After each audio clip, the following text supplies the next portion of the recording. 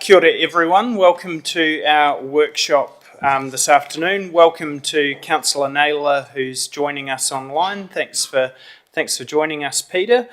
We'll just start off, we won't move apologies because we're not making any decisions, but I'll just note the apology for Councillor Kashan. Is there any other apologies or need to leave early? Oh, very good. Thank you everyone for allowing us just to shift the start time. So appreciate that. We just had a regional meeting we needed to attend. So first up on our agenda for our LTP workshop is the significance and engagement policy. So Jess, welcome up to the table.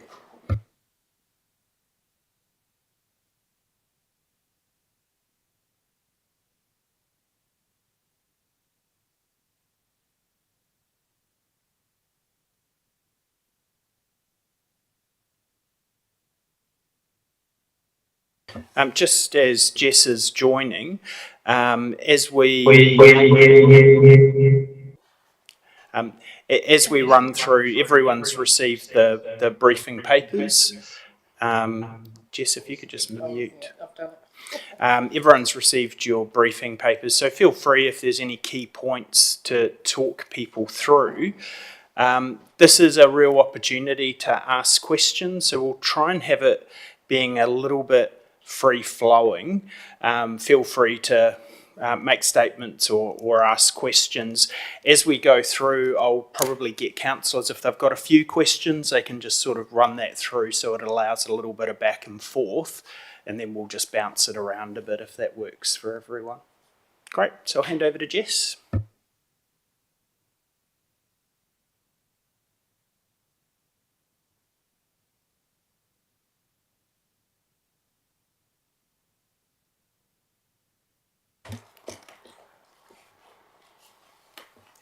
Good afternoon, everyone.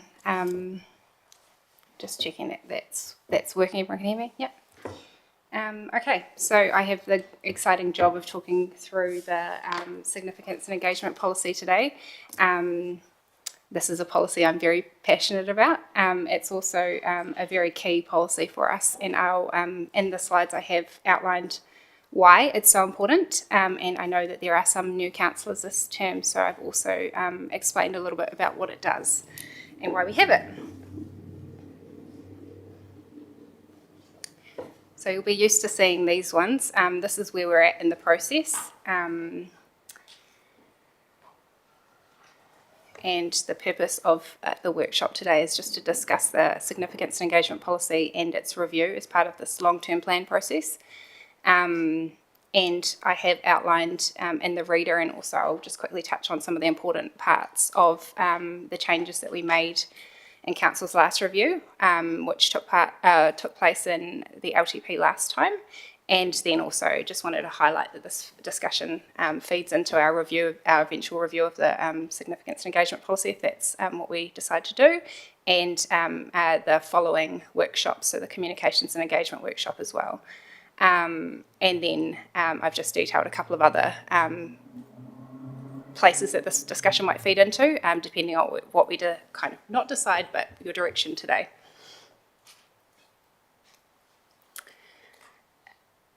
Now I have to click twice on this. There we go. So the guidance that I'm seeking today is whether the current significance and engagement policy remains fit for purpose, or whether a review or an update is required.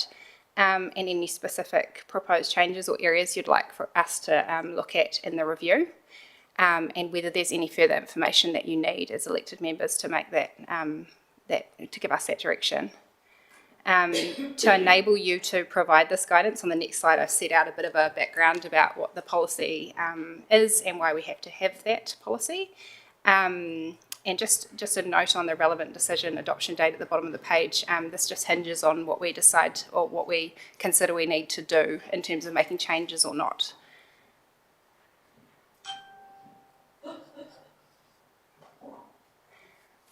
So, what is the significance and engagement policy and what's it for? So I didn't put on the page, but this is kind of detailed in 5 to 9 of the reader for today's workshop. This policy is required for every council under the Local Government Act 2002, and it's important because when we are not required to use the special consultative procedure for consultation, this policy provides us with our tools and engagement kind of direction in terms of how we talk to our community. So it gives us greater flexibility to engage with our community in a way that is appropriate for our particular district. And through the media that we've signalled to our communities we will use.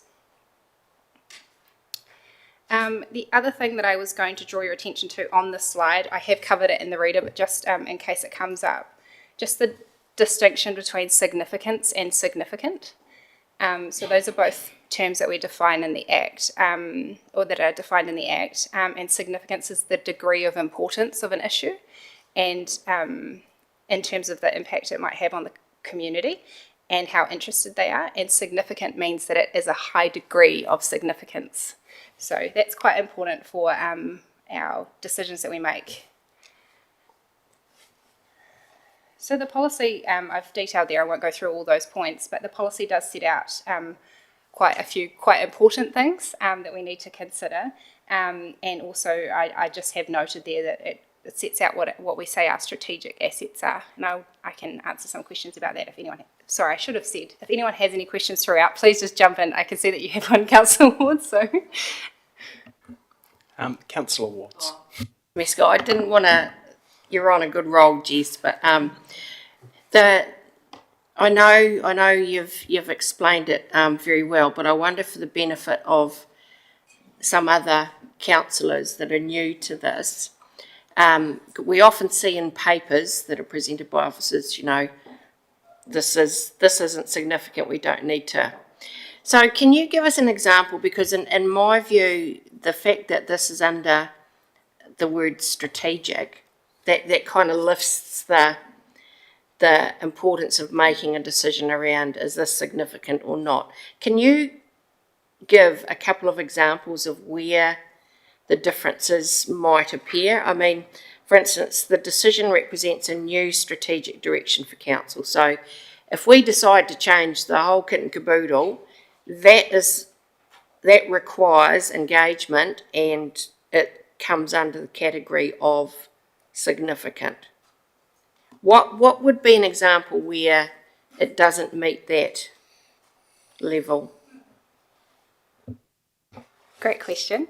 And I do touch on a little bit in the next slide, I think, around our alignment and how that works in terms of the strategic direction. But I will draw your attention to the significance engagement policy as it currently is. I think I referred to it on the slide, and I don't have that with me, what pages it is in the LTP. That's probably not helpful. I'll just tell you what the page I'm looking at. Yeah. Yeah. So when we're determining significance, there's a number of criteria that we've decided are helpful to help us decide whether an issue is significant. And if I just run through a couple of them, so the degree to which the issue affects the district, and then we've got a measure that we look at and we say, okay, it has to a certain extent, but not. The degree to which I've just pointed out, it affects. It relates to a significant departure from strategy. That's one of the criteria, and the degree to which it affects the level of service of a significant activity. So these are things that kind of go to the core of what we've told our community about. So if we're going to depart from what we say in our LTP, or if we're going to depart from what we say as our strategic asset, etc., then we would be looking at entering the territory of making decisions that are significant. Equally, this policy... God, I love this policy, goes on about how in the times that we might not engage. So there's quite a helpful section there when we do have a really good understanding of our community's views on a matter. So if we're in a situation where we have a couple of those criteria met, so we say 2 or more, it's more likely to be significant than not. And then we kind of run it through and see, is there information that we've already got from our communities? Have we previously consulted on this in the last 2 years? And has anything changed since then? So we do try and balance you are all elected officials who represent the community, and you are empowered to make decisions on behalf of the community. If we know what the community thinks about a decision, and we have that because of a consultation or because of a, engagement that we've done, and we can point to that information, then we do know what the community wants us to do. So you're empowered to make those decisions. There is a bit of a continuum about how where we engage, and there are certain decisions that we make that are required under statute that we consult with people. But follow up. You use the word, Jess, thank you for that, you use the word community. So the level of significance, does it have to affect the whole district? Or if, for instance, one particular area, and I'll use Akatio for instance, if it only affected that particular area in a significant way, would that be captured within that policy and we would have to consult with everyone? Or can you choose to just consult with a particular chunk of the district? Thank you. Another great question. This is something that we've tried to really work on in our implementation of the policy. So we've developed some, stealing my thunder a little bit here with my slides, but we've developed some guidance internally so that we can see how we should engage with the community on certain issues. So if it is just an impacted specific community, then we can use targeted engagement to understand the view of that community and how it's impacted. So we do use that and I won't go into too much detail because I know that's coming, the comms team will obviously cover that off. But yes, that's absolutely one of the tools. And at the back of the policy, we have kind of the how we engage section. And so that shows some of the tools that we use and also the kinds of issues that we might use those tools for. So there's like a big 2-page chart. And there's also in Appendix 1, there's some other kind of explanations about when we might use it. But we've kind of gone deeper in our internal guidance so that we can specifically identify the best way that we would find out what the affected communities' views are. Malcolm. Thanks, Ruth. The other thing, just listening to that discussion, I mean, there's always going to be an area of subject, unless it's specifically in the statute, like creating a CCO, for example, you got to consult if our memory serves. But there will always be a subjective element to it, I think. So that's the first thing. The second thing is just to remind members that it's consultation engagement to inform you of their views. The decision is still yours. It's not a referendum. Yep. Okay? You can still, if you've got good reason to think, depart from the views, because the community may have views that aren't as fully informed as yours because you've got access to other information. So just remember, it's to inform you of what the community may be thinking, but your representatives, not delegates. Yeah. Thank you. And that it needs to be a very important part of our decision making, but it's not the end of our decision making. Yeah, Peter. Could I possibly help insofar as what's significant and what isn't? Selling, if we decide to sell the sports grounds for residential development, would be deemed significant. But putting up the hireage of the grounds, the rental or the hireage of the grounds to sports clubs wouldn't be significant.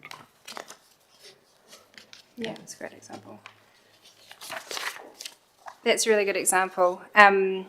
We actually, in our strategic assets section of the policy, we actually outline some of the assets that we consider are critical for us to retain in order to deliver the levels of service that we've communicated we will do with our community.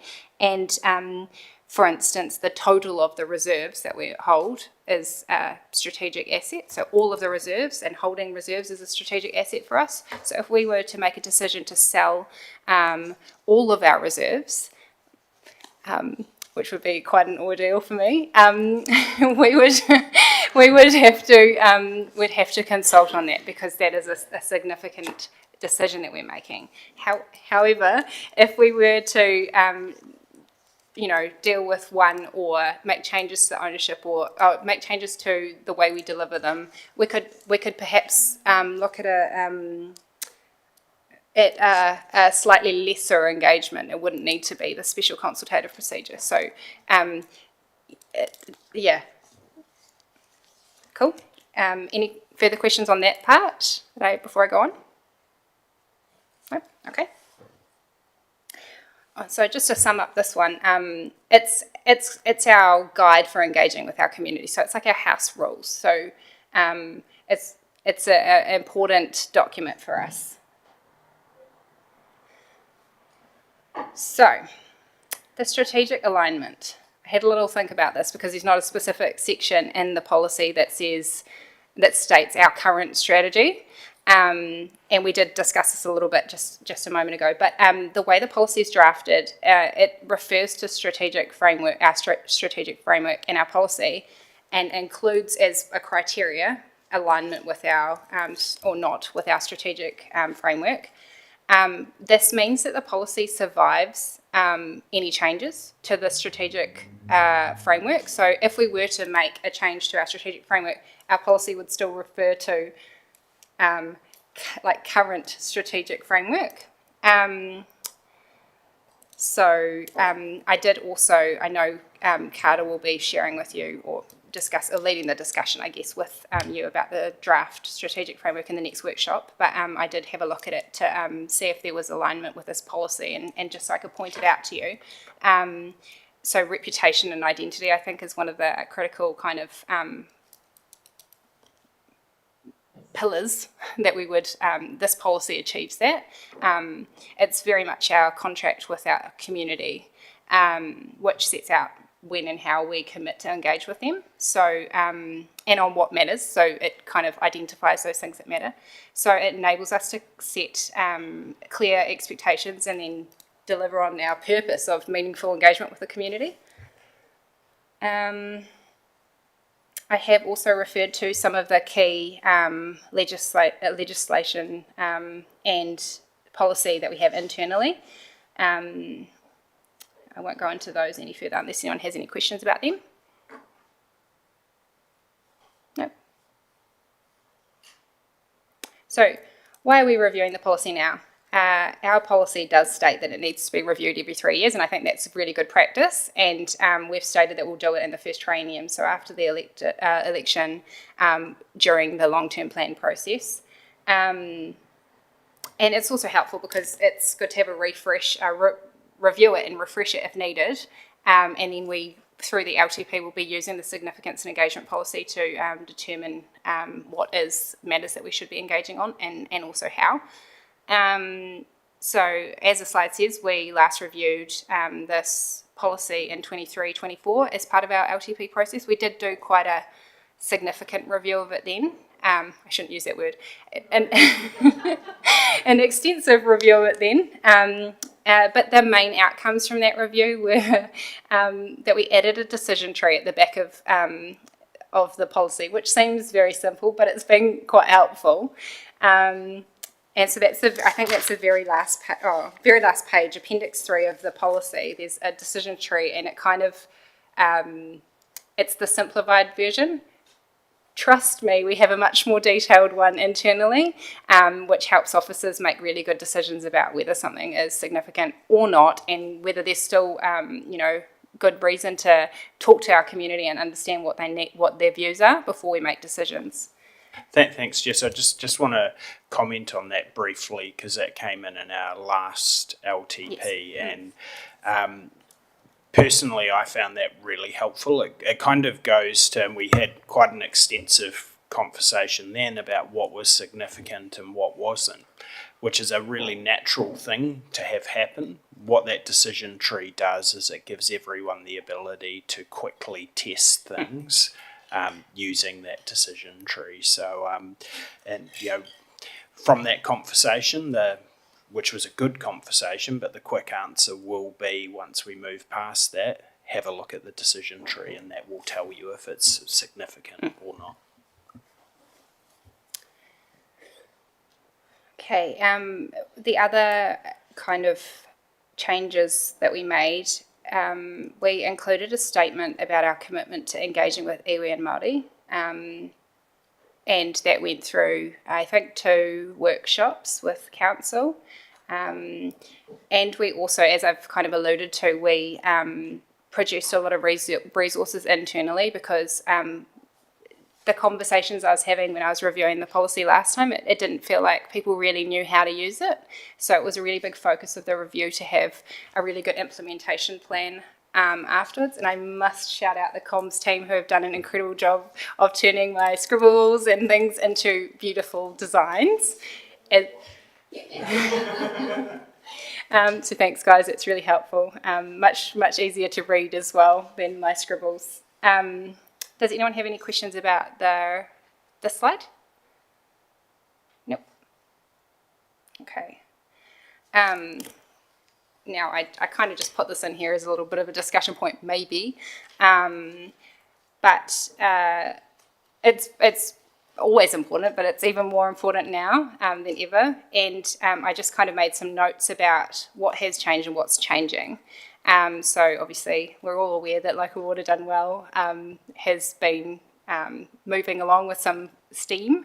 So on the 20th of August, following consultation with the community, council resolved to join the proposed the joint CCO and transfer its assets, 3 water assets to the CCO. And then we have further local government reform, of course, underway. But having reviewed that, no changes yet require a change to our significance and engagement policy. And just a comment from me that it remains even more important than ever to have a robust policy in place that's fit for purpose, and so that we can communicate really clearly to our community how, when, and what we will engage. Councils across the country are reviewing their policies as part of the LTP process right now, as well as outside of the process. So I've had a little look at what everyone else is doing, they seem to be doing it through the LTP and then also making changes once they've kind of finished transferring their assets to the CCO and things like that. So just a foreshadow there. Just going back to that slide just for a moment, and I'll take the legislative reform bit. So say the government moves forward on its simplifying thing and Mayor Scott goes on to this Combined Territories Board and various models or options start being floated around, then in my view, depending on how they roll, the significance engagements probably trigger to inform His Worship about what to bring to that table. So that's the way the waters will be sort of done by the start of the LTP, but that is the big one that's floating around in my view. No, thanks for raising that, Malcolm, and I think this will be worthy of some conversation as those policies from central government materialise, and whether there will be a desire for quick decisions to be made that may make it quite difficult to follow our standard significance and engagement policy, and whether there's some legislative relief from that. I do think, though, in taking the Chief Executive's point, that this should always be what we're pushing for, because this is what we agree as a team as we're going through the LTP, but it informs decisions post the LTP as well. But using this as our guide as much as possible and trying to ensure government sees that obligation as well.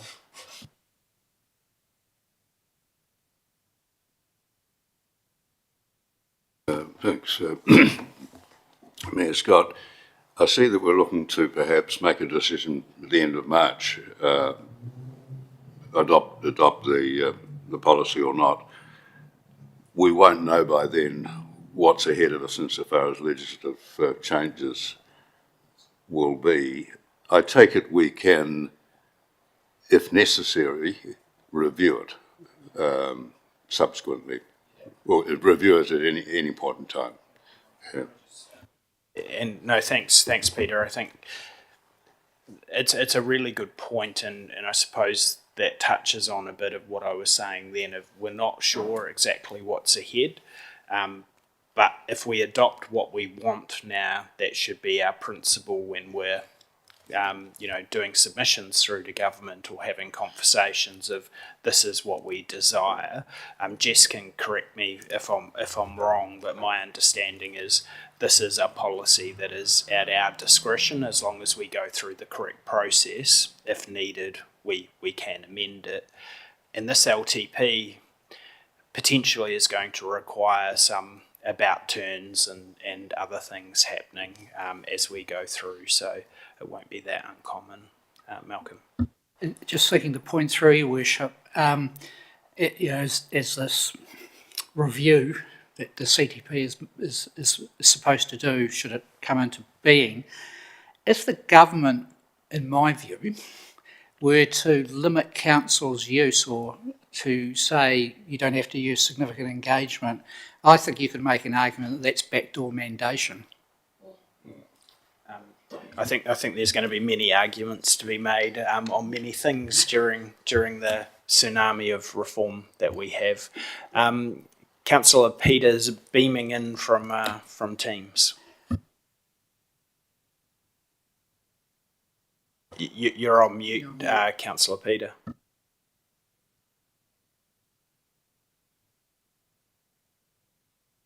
Bit of unmuted automatically. So the just occurred to me that Peter Johns Councillor Peter Johns talking about the ability to review the significance policy at some other stage other than just the long-term plan. I think it was what he was trying to get to. So, if we get 18 months down the track or 2 years down the track and we decide that, due to legislative changes from central government, we need to actually review the policy then. I didn't get a clear answer as to whether we could do that. And then I know a long-term plan is a thing that gets set in stone, in next year. But are we able to amend the long-term plan before the next long-term plan? Or do we have, is that, if there's, and I assume then the significance would play in, and if it was a significant change, then we'd have to change. I'll answer that for you, Councillor Naylor. Absolutely, we can amend the significance and engagement policy, and we can amend anything as long as we follow the correct process for doing it. And we're going to have to get comfortable with some of that change as we go through the process. The long-term plan, yes, it can be amended, and that's a very set process called a long-term plan amendment process. Absolutely can be done, requires consultation, and has some quite significant audit costs and other costs that go along with it. But yes, anything is possible. Thank you. Just to absolutely agree. Yes, we can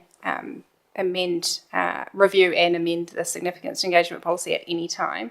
And actually, that's a little bit what I'm going to recommend, is that we do internally review it once some of the legislation shakes out.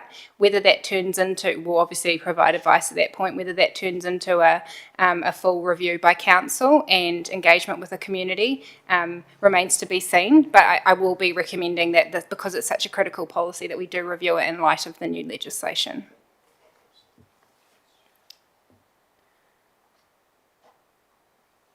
Okay, community views.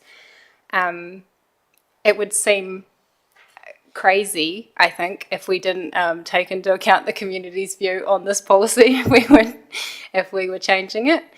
So we do that. And so in the last review, the community was engaged through the draft LTP process, but we weren't making big changes. Sorry, it's just a common word, isn't it?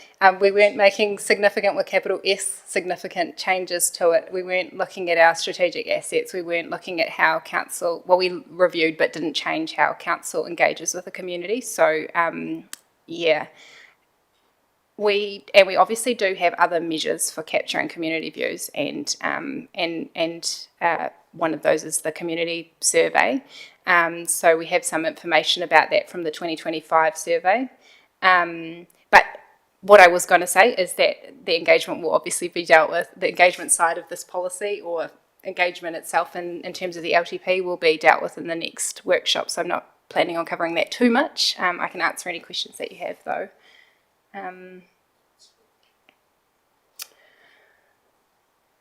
So this is a nice brief presentation. My recommendation is up there. So recommending that elected members consider whether the current policy requires a refresh or it remains fit for purpose. And subject to your view, of course, the recommendation is that it is fit for purpose at this stage, and that we will review it, or we should review it in a year or 18 months to see if there's any changes that we think are needed to the policy at that point. In terms of the timing of everything, and I know Malcolm has already kind of referenced the local water done well decision making that we've made. The asset transfer to the CCO is set to take place in July 2027. So the three water assets are still council owned until that time, and should remain in our policy, is my recommendation, as strategic assets until that time. So I haven't recommended doing anything with them. Obviously, if we don't own them in the future, then we should look at whether that is something that we, or, you know, if they're owned by the CCO, so we obviously still own, I could see Malcolm looking at me there, we still own them as a shareholder, but if we're not making the decisions about them in the same way, then perhaps they're not a strategic asset for council. Thank you. However, my other point that I would like to make is that local government reform might impact what council considers are its strategic assets anyway. So that's why I look at maybe, or why I recommend we do a review once the simplifying local government legislation has kind of tipped out. And we may, having spoken to Peter Wimsett earlier, we may, I don't know if he's here actually, no. We may also have the benefit of some advice from the transition team as part of local water done well, in terms of how the transfer of water impacts our policies and our strategic assets. So I'm keen to get some of that advice if we can. Okay. Right, and so next steps. Depending on what the direction is here, I've kind of left my options a little bit open here. So if we are looking at adopting for engagement, the target would be 25 March for council meeting, just because I don't think I can get a paper in time to council for this month. Right, and then final slide. Just a reiteration of what I would like in terms of guidance from you today. And I'd like to throw it over to you as well for any questions or discussion. Thanks very much, Jess. It's always a good policy. I enjoy significance and engagement as well.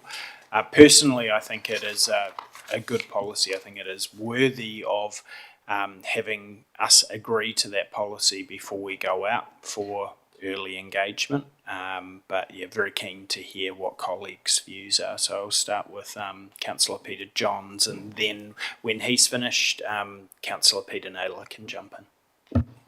Thanks, Mayor Scott. My personal view is I can't think of anything that needs changing in the existing policy, and it is fit for purpose, and certainly for the purposes that you talk about. Councillor Peter Naylor. Yeah, I just feel exactly the same. I don't see there's any point in us doing a significant review of it now when we know the legislative changes that's coming and we're going to have to review it then. No, thank you very much for that. Any other comments on this? Fine if there's not. It is what it is in some respects, but I want to make sure people have the opportunity. Appears to be no other comments. So, do you have the direction that you feel you need from here, Jess? Yes, thank you. That's been very helpful. Excellent. Well, thank you very much for your time. Thanks, Jess. As Jess tidies up, we would like to welcome up Carter for the draft strategic framework to the table, please.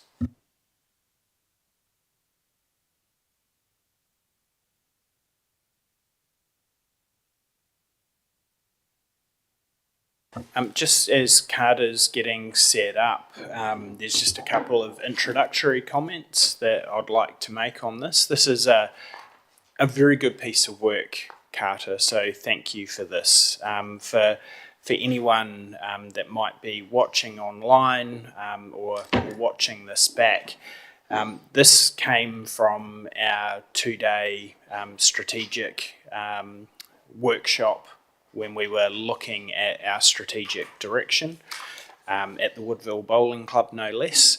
There was a lot of discussion throughout those 2 days, and Carter has done a valiant job in synthesising those down into pillars and into key priorities. This was all shared and sent out to all elected members pretty much immediately after Carter shared that with me. On the strategic priorities or pillars or community outcomes, which I'm sure Carter's going to talk us through, I received zero feedback from elected members. So my assumption is that we are fairly comfortable with those as pillars. There was some discussion on the vision, so that's something that we need to be looking at. But without further ado, I just wanted to frame that up a bit. I'll hand over to Carter. Thank you very much, Mayor Scott, and thank you for the introduction. So this is a follow-up from the strategic retreat we had in January, and this is an attempt of documenting what we talked about and the discussions that we had during the retreat. A common bird's eye view that you are familiar with at the moment. So the purpose of this workshop is to see if there are any further discussions on the strategic framework, and also look at the next steps from here. In this slide, I have highlighted the review of the district strategy, and I would like us to just touch on that if that's possible, please, because it is something that's fairly important, and we do need a direction of how we're heading in terms of the district strategy. So the guidance is pretty much getting the direction today about the strategic framework, the priorities, and next steps. Oops. Okay. So following our discussion at the retreat, so what I've done here, I've just drafted just the focus and passion. We also talked about the community views and what you heard during your campaigns, and etc. But I'm only highlighting where we should be focusing and what you're passionate about. Obviously happy to talk about anything else outside of these points here. So this is literally just from the charts or from your post-it notes. Following that, I've attempted to just put a one-pager strategic framework. And the one-pager strategic framework would have the vision at the front or right at the top. And with the vision that Mayor Scott has drafted, circulated, there were a couple of comments on that, specifically around the word can do. We had an independent, which was changed to a future focused. So really keen to see what you think about the vision that we should adopt as a council. Some of the comments were also around precisive, deliberately decisive, practical, reliable and capable. So that's what came through the comments on the vision so far. So very happy for us to have a discussion around that. Thank you. Thanks very much, Carter. You have a way of presenting a lot of information into a very nice logical format. Just to say that the vision was a starter for 10 for me. It was so we had something to discuss. I'm not 100% wedded to any of it. However, one thing we have to be really conscious of is it needs to be simple and easy to understand and not something that's trying to tackle everything. It needs to give someone a sense when they read it of, yes, this is what this council's about. In a simple term, there was some discussion of, it doesn't quite pick up that outcome. That doesn't matter as long as it signifies to someone this is what this group is all about. I do like, instead of independent, the future focused. Independent was there for a particular reason. Future focused is a nicer way of putting that. But what I will do for a start, and let's just focus on the vision for a start. And by the way, thank you to those that did respond and shared a view on it. But I will open it up for comments. Councillor Peter Johns had his hand up first. Thanks, Mayor Scott. I see you've encircled the can-do. Sorry, could I just jump in and just explain why that was circled? That was circled because that was one that had some contention around what can do meant. So by a couple of councillors. So I'll pass that back over so you've got the context. Okay. My personal view is that I like the statement, future focused, resilient district, and a can-do attitude. I think everyone understands what a can-do attitude is. There are certain things that we can't do because of regulations.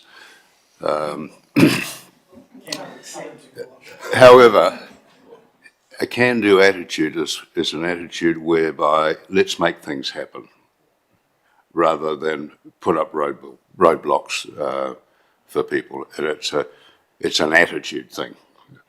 And I think most people understand that, and I'm happy with it. Thanks, Councillor Peter Johns. It is interesting because for me, it was something that I thought was very, very common in understanding, but it did jump out at a couple of councillors and perhaps we will jump over to Councillor Peter Naylor in a second because gratefully we received some feedback from Councillor Naylor about it. But I think if we are going to adopt it, we've got to absolutely know what it means and explain that to people. So, Councillor Peter Naylor. I have a problem with the word can, because can implies that you can do something. It doesn't imply that you will. So, and I know it's only a subtle difference. And I do like the word attitude on the end rather than council. So rather than it saying the council, what we're doing is we're building the district. It's not just, then it becomes a community. The community can read into it as well. So it's not just the council that's doing it. Yeah, so you can't say will do though. So that doesn't work. Well, I'll let you form your thoughts in a second, Councillor Naylor. One thing that I just do want to make clear though is having the council at the end. This is our strategic framework.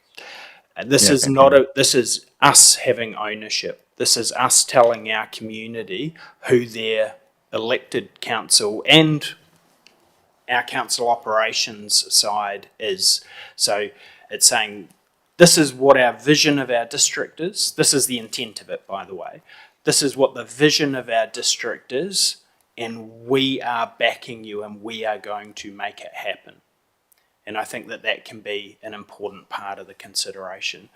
I'm just going to jump to Councillor Steve and then Councillor Peter and then Councillor Chris. Thank you, Mayor Scott. Yeah, great bit of work. Actually, it was a great retreat. You know what? That headline up there would work even without that on the end, because the headline's at the top, Tararua District Council. If you read that, a future-focused, resilient district backed by trust. Full stop. Keep it short, keep it precise. Job done. Thanks. I just love the can-do word. But anyway, I'm only one person. Councillor Peter Johns. Thanks, Mayor Scott. I think if the can-do was in inverted commas, it explains it better.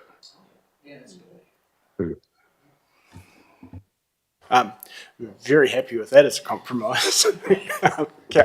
Councillor Chris Corlett. Thank you, Mayor Scott. I had the resistance to the words can do because it's been a hammered on phrase for many years. And it was sort of something, we all know what it means because of who uses it and where it's, it's done. But I think if we used it, it sort of would feel a bit overused in that way as well. I'm not against the idea of it completely. It's just that it felt overused. But I wasn't necessarily in agreement with the word decisive. It was just a word that I came up with. It was a bit blunt. And I still think that the whole phrase is still slightly long. So I think shortening it, I'm not against either. But I do like, again, I'm not against the can-do attitude and, can-do council, but how do we frame it? So not really constructive in any way to help you, just raising where my thoughts were and just ideas there. Look, I absolutely appreciate your thoughts, Chris. I'm actually just going to do a bit of a go around the room because I am actually quite keen on what people's thoughts are. By the way, I'm not wedded to any of this. Like I say, I think everyone should be clear on their preferences. I certainly am, but someone might have a completely different view as well, and I'm certainly open to that. I'm going to jump over to Councillor Sharon to start. Thanks, Mayor Scott. I think it's really important that we all contribute. This is our statement. So we've talked about the words that are probably overused. If we had to shorten what was up there, I would take out the word resilient. And until I saw, Carter, how you'd crafted a community outcome, I was concerned that the word community wasn't in there.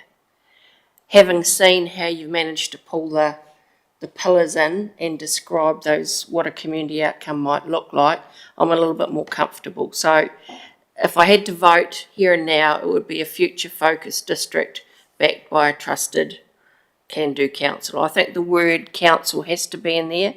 I concur with you, Mayor Scott, that we need to be able to see this, and our district ratepayers need to see this and know it's about the council. If the word council wasn't there, this could relate to anyone or anything. Thanks very much for that, Councillor Sharon. I quite like the sound of it without the word resilient in as well. I think you've still got this. A vision is all about essence, and it's about keeping that essence. I'm just going to circle around this way. So, Councillor Amboy, would you mind sharing your thoughts? Thanks, Mayor Scott. So for me personally, I feel like the can do and the resilient is has been oversaturated and overdone, as Councillor Chris said. I feel like, the can do for me kind of sounds like a little bit comical, like quite cheesy. That's just my opinion. I don't know. But I guess that's what we want to do as like a council, if we want to kind of have that kind of like a flair where it's like we're serious and we're going to take issues seriously, but we're also, like not so, I guess, serious where it's like, And thanks for that. And overpowering. this has been with us for some Yeah. time, so I appreciate your comments there. So could you give us an alternative, perhaps, instead of using that? With that, I feel like a lot of the options on the side, like I really like the word reliable, as in like we're reliable, because I see what you mean, but I don't know. For me, I'm not against it, but I just feel like maybe there's something out there. I don't know. It's just coming from me.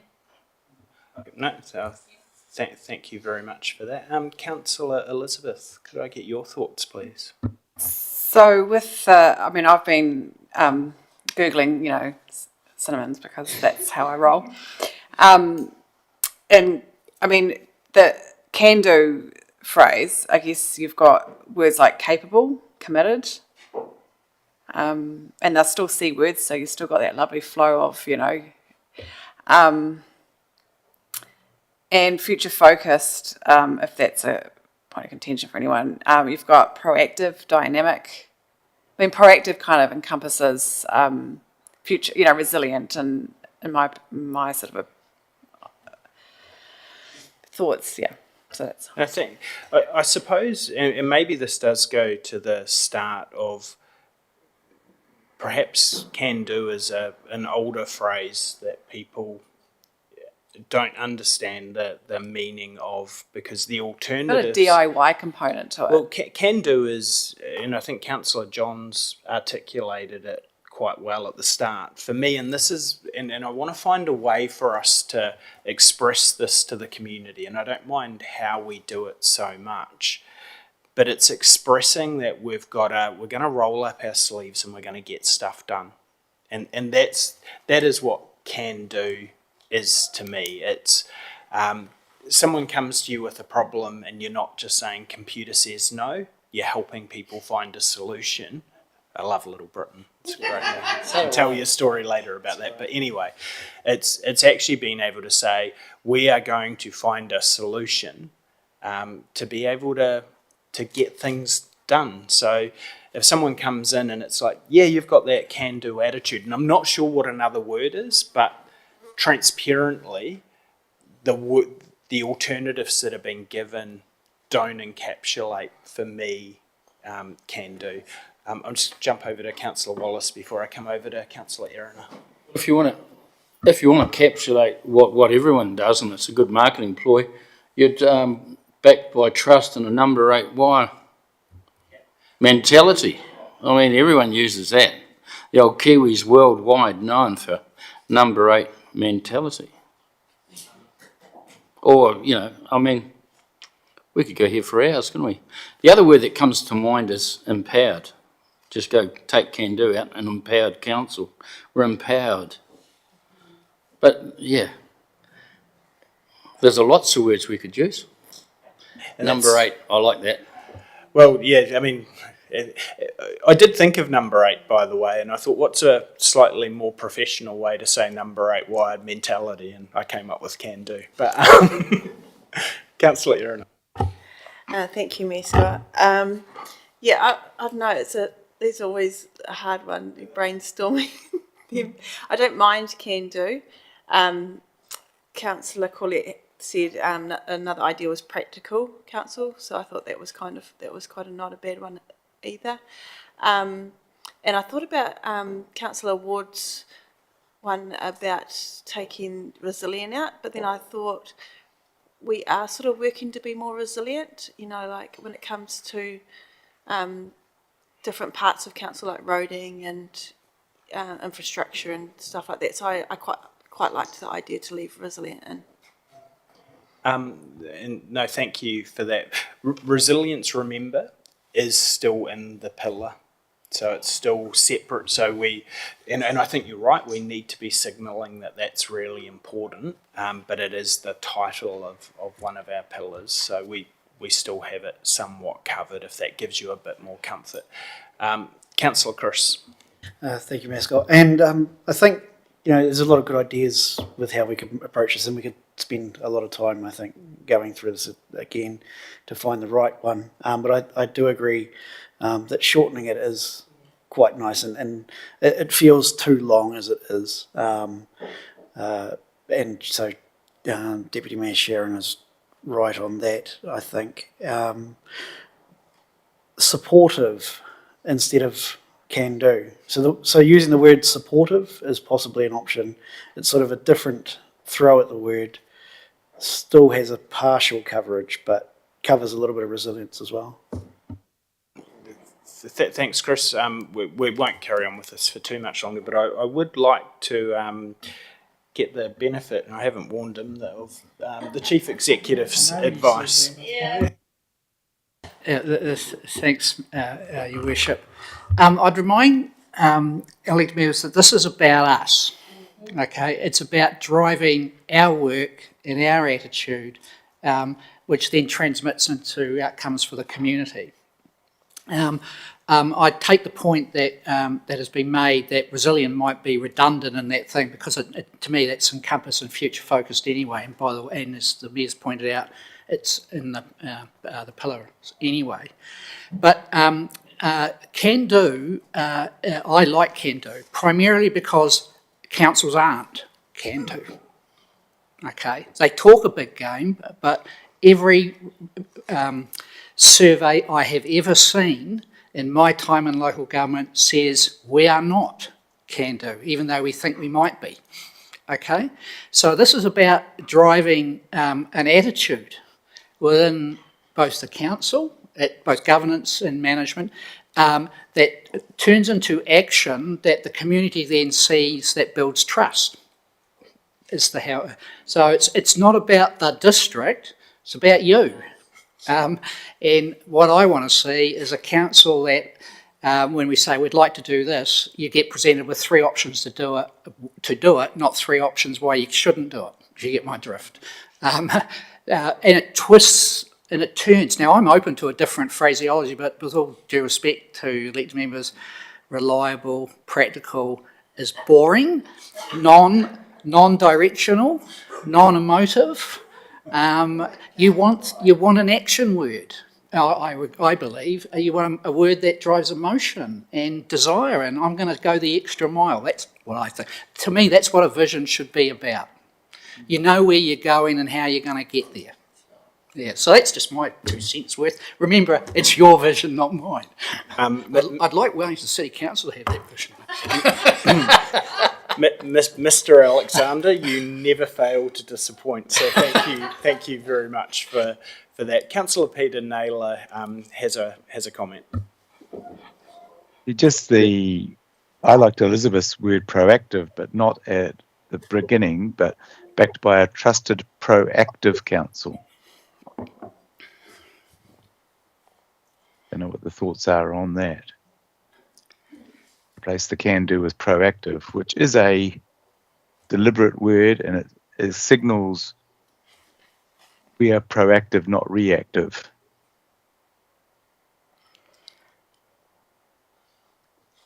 Councillor Steve. Yes, through you, Mayor Scott, the problem with that statement, it's always in the after. If you think about it, you're setting yourself up. Look, I tell you something I was thinking about before, and I love that we're having this conversation, that people can actually see that we care about the direction of our district. the can do, or just trying to get the right wording. And maybe I'm showing my age here as well in some cases, but I was thinking, like the old ads, the instant Kiwi attitude. That's the sort of feeling that I want to get. It also, some of this came from me from a story, I think I shared this while we were away, of a former mayor asking me, talking about back during their time, council was just known as an organisation of getting things done, make it happen, is terminology I've heard, and asked me if I still thought that was the case. And this is no disrespect at all to officers. This is about just things changing with different legislative requirements, different things coming on. But for whatever reason, that's not what the feeling of the community is now. And this is not just for us as a council, by the way. This is councils. That's it. And this is about us saying, actually, we want to show our community that we're going to turn that around. That's what our community's told us they want.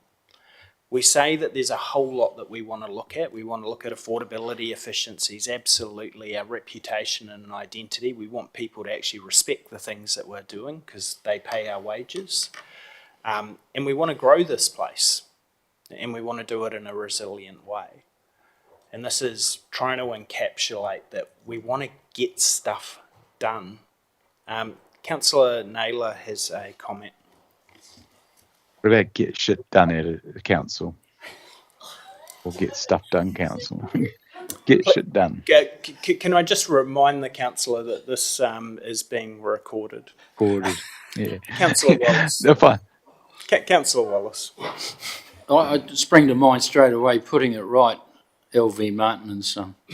You remember, they were those one-liners that used to work all the time, and we could come up with something like that those generational, people who are the big ones that are listening, they'll be listening, and then you think of the Michael Hill ads and all that. Those ads are out there. We could send them all into you, and you could put them in a hat and we'll pick one out. Otherwise, we're going to go here till Christmas, and I could leave it for. Just trust me to manage it, Councillor Wallace. But thanks for your comment. So we've gone around the room a bit, and we're going to just do one more stop off before I sum up. Councillor Johns. Thanks, Mayor Scott. I think I know the ex-mayor that you're referring to before, and I was on council at the time. We actually received 2 or 3 letters from developers during the time thanking us for the way that staff handled the building applications and things. And while we're fully aware of the regulatory bottlenecks that occur, particularly in development work, there is the risk that staff burdened with tomes of regulations develop a negative attitude. It would come naturally, I imagine. But it's a question of changing that attitude and saying, right, that's what we're up against now. How do we make this work? Yeah. And I think, and that's what the can-do thing means to me anyway. And it's just so simple. Look, I thought so too, but we're not going to resolve this today. What I just want to get some agreement on for a start. The rest of it, and again, Carter, hats off to you. The only part that there has been disagreement in this whole part is the part that I wrote, not the part that you wrote. So I own that. Hats off to you. You've done an incredible job. This is no reflection on you. I also want to commend you, Carter, for linking these into our values. Thank you for doing that. Sorry, Carter. I have to acknowledge Sandy and Jess who did that. Thank you, team, for the work because that was a very powerful thing to do. Can I just sort of get an understanding that we are happy with it in general as a strategic framework, We are generally happy with our vision, which may need some tweaking. Will you allow me to do that as a team? We'll do that a little bit via email, see if we can come up with a couple of options, and we'll decide what we do. That won't impact anything that you're working on, Carter, if we just play around with the vision a bit longer? Thank you, Mayor Scott. No, certainly. There are a few interdependencies between what we've got here and what we need to do next. So probably the sooner would be the better. Thank you.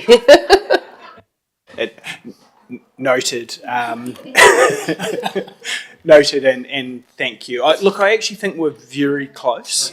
I think we just need to just find that right word that that gets us there.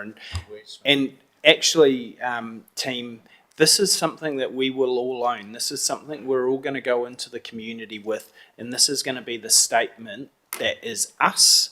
So I want to make sure that we give enough consideration that we've got something that we can all live with and hopefully be excited by. But I'm glad that our community got to see our passion there. So thank you, Carter. Was there anything else you wanted to cover off? Yes, please. Thank you, Mayor Scott.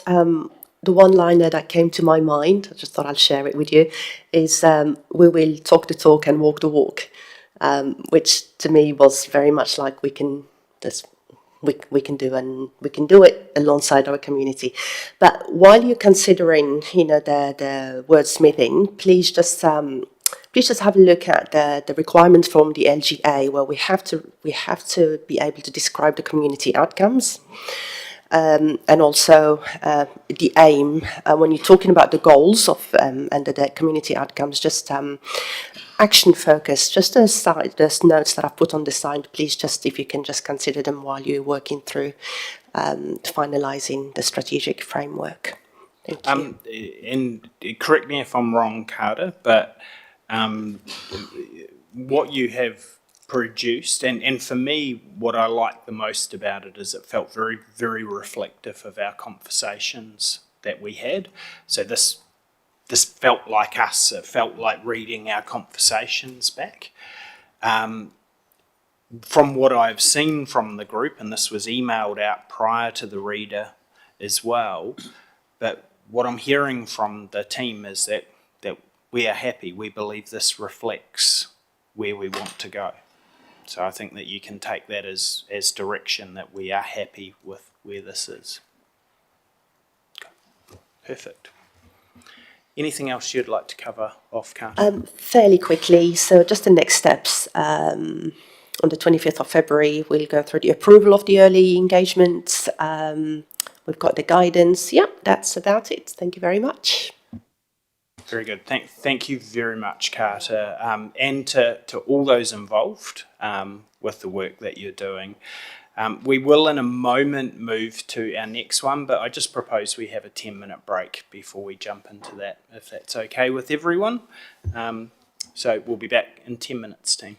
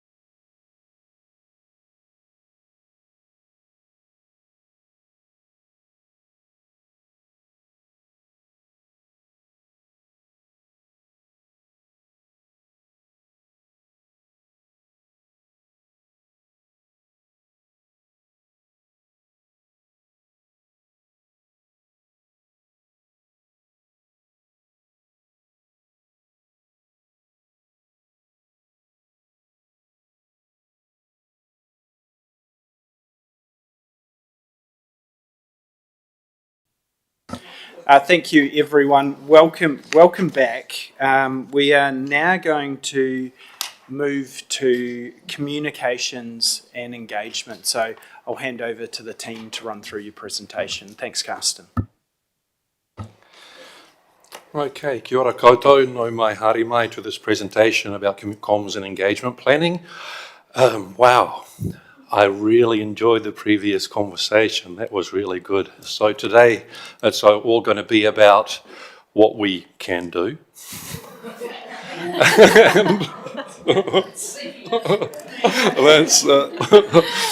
So today it's all going to be about, how we're going to approach comms and engagement and how we're going to shape this together. And I know that this is a topic that lies really close to a lot of you, and rightly so. This is really, really important. So we're hoping the comms and engagement team here to get, really good feedback from you today. Before we delve into it, I would like to just set out how this is going to work today. So there's going to be about 5 or 6 slides which I'm going to talk to. I will try to do this quickly because we only have a little bit more than an hour. And these slides are sort of more or less setting the scene around comms and engagement. And then we're going to go into some discussion topics. We have 6 of them, and they're all really relevant to how we're going to do our comms and engagement. I would also like to just put it out there that all of us were involved in the EOC, and some of us have worked all through the night from Sunday to Monday. For me personally, it has really thrown off my sleep routine. So I'm feeling a bit woozy and I'm not as well prepared as I should have been. So apologies for that. Can I just make a quick comment there, Karsten? It's a fair point that you raise, but we are all very, very, very grateful to you and to your team, and there's a number of other staff here in the room today that played a very important role on dropping business as usual to make sure that our communities were protected and safe. So absolutely there will be some consideration given if needed, but I'm sure that none will be required. So thank you, team. Thanks, Scott. Okay, so before we go into things, so I'm sitting here with Kimberly and I'm sitting here with Sarah, and together we are going to be responsible for the planning of the comms, we're going to be responsible for creating the deliverables, and we're going to be responsible for doing the logistics around it. And both Kimberly and Sarah are also going to talk to some of the slides which we have later on. Okay. Right, so this is the bird's eye view, so everything from the financial forecasts right through to the consultation itself and to adoption is here. The red circle signifies where we are right now, and you can see that we still have quite a long period ahead of us, but believe me, for good comms and engagement, we're really going to need that time to do it.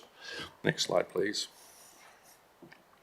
Yeah, so I want to be really clear about the purpose of this workshop. It's about setting the foundations and expectations for comms and engagement for the duration of the long-term plan. Now, we're not starting from scratch.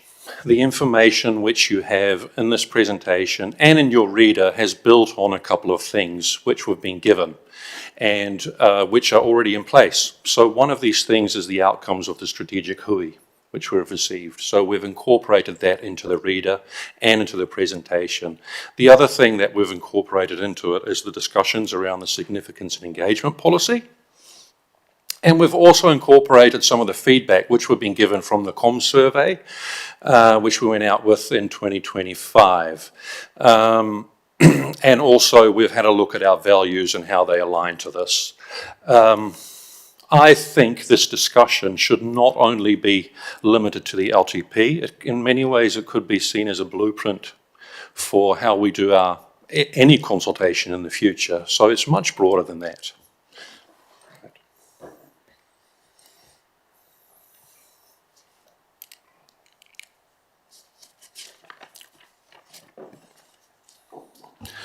So with that foundation in mind, And so these are the guidance topics that we have on comms and engagement. Now, these are all, there's 6 of them, and they're all, I'm not going to read them out because you have them in front of you, but these are all really relevant things which would like to gauge your opinions on today.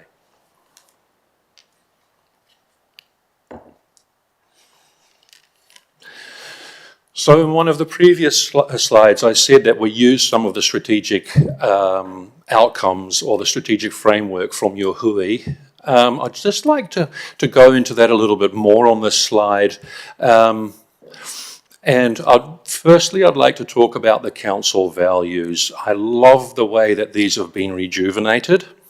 They were created, I don't know, maybe 1.5 years, 2 years ago by the Wellbeing Committee, I believe, and they were sort of lying dormant for a while, and all of a sudden they've made this huge comeback, and I'm really happy with that. And if we look at the outcomes of good engagement and good consultation with the community, they tick all the boxes. Pono, honesty, integrity, true, being transparent about things, whanake, being nimble, being able to pivot, especially in these conditions that we're working under now, is so important. Whanaungatanga, building relationships, being in the same waka as the community, it's all highly relevant. Moving on to the new strategic direction, affordability, a reputation, ticks most boxes, 100%. Growth is maybe not a direct link, maybe an indirect link, but I think with good comms and engagement, you can learn what your community values and where they want to invest in. So there is a bit of a linkage with this as well. And I think if you got this right with your comms and engagement, you can go very far. Even if there's an unpopular decision to make, you'll get the community on board. Just a quick comment, Carsten, on the new strategic direction. It is growth, but it's growth and resilience is a very, very well aligned topic to this presentation.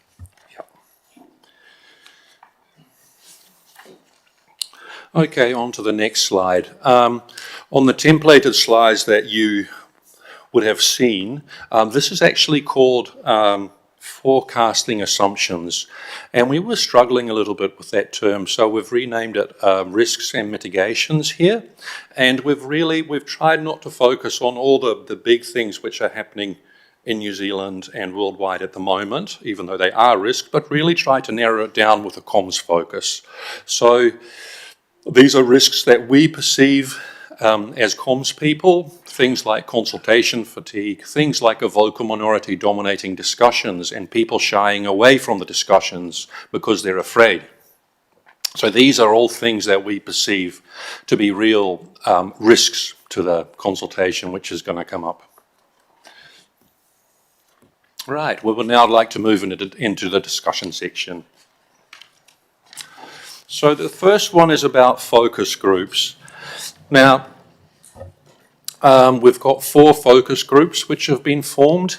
So there's rural, there's communications and engagement, there's, Kohanga Reo and Te Kura Kaupapa, and what was the other focus group? Youth, yes, and these are all really relevant to comms and engagement, so we are really keen to work together with all these focus groups to get it right. Our question is, how do we do that? What are the parameters around this? And maybe as a first, I'd like to give Mayor Scott his view on this. Thanks, Carsten. No, I appreciate that. Some of this will be evolving, so this is a great opportunity. And I know when we did a quick run through of this, I was very, very keen to keep it in because it's a good opportunity for us as a table to have this conversation, but for people watching or observing to see where this is going to link in. One of my one thing that's important to say is the focus areas are not decision-making groups, they're advisory groups.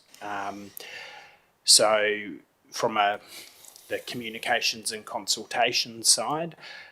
They will be councillors who have a special interest in that area that can be used to help brainstorm ideas, hopefully work with other councillors to come up with ideas, but not necessarily one to say, we want this to happen. That really needs to come back to the table.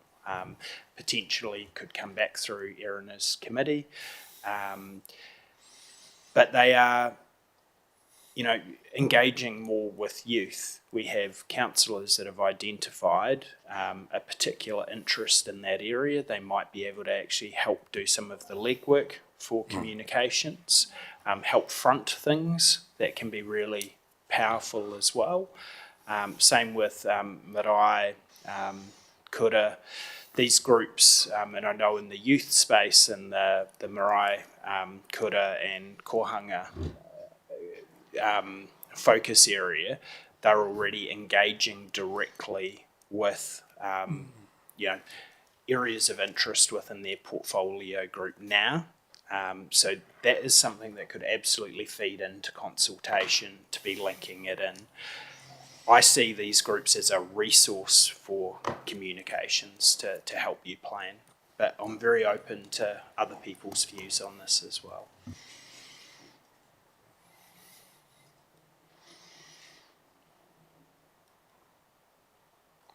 What I'll do then quickly is I might just run around, it sounds terrible, doesn't it?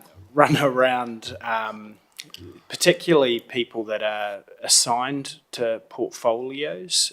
So we might just start over with Councillor Wards, who's on the rural portfolio. How do you see that working in from a communications and consultations perspective, ideally? Thanks, Mayor Scott, and thanks, guys, for proposing this. When I first read it, I thought, focus. I mean, I've got a bit of a history with some of that type of work, so it's got a real marketing bent to it that I've seen this work very well and all really badly. And so I hadn't connected the dots when it came to assigning the portfolios as the focus group. So now I'm a little bit clearer, because I've seen how on earth are we going to... Yeah. I think there is value in having an interested group as a touchstone for this. So I was quite pleased to see the thinking that's gone on, and because it's always been a worry for me. Here I am trying to speak on behalf of rural, but I'm not a dairy farmer, and I haven't got gumboots deep in areas where I know some of our rural people are very passionate about. So I think there's merit in having that. Whether or not we change the language a little bit, perhaps, but Do you mind, sorry, if I just quickly jump in, Councillor Wards? I think let's not get caught up on focus groups. What this is referring to is the assigned portfolio areas that council has assigned. So you are assigned to the rural portfolio. This is how your team, and I'll go around the other people that are in that rural team, feel that they can feed into communications and consultation. It's not about setting up something separate.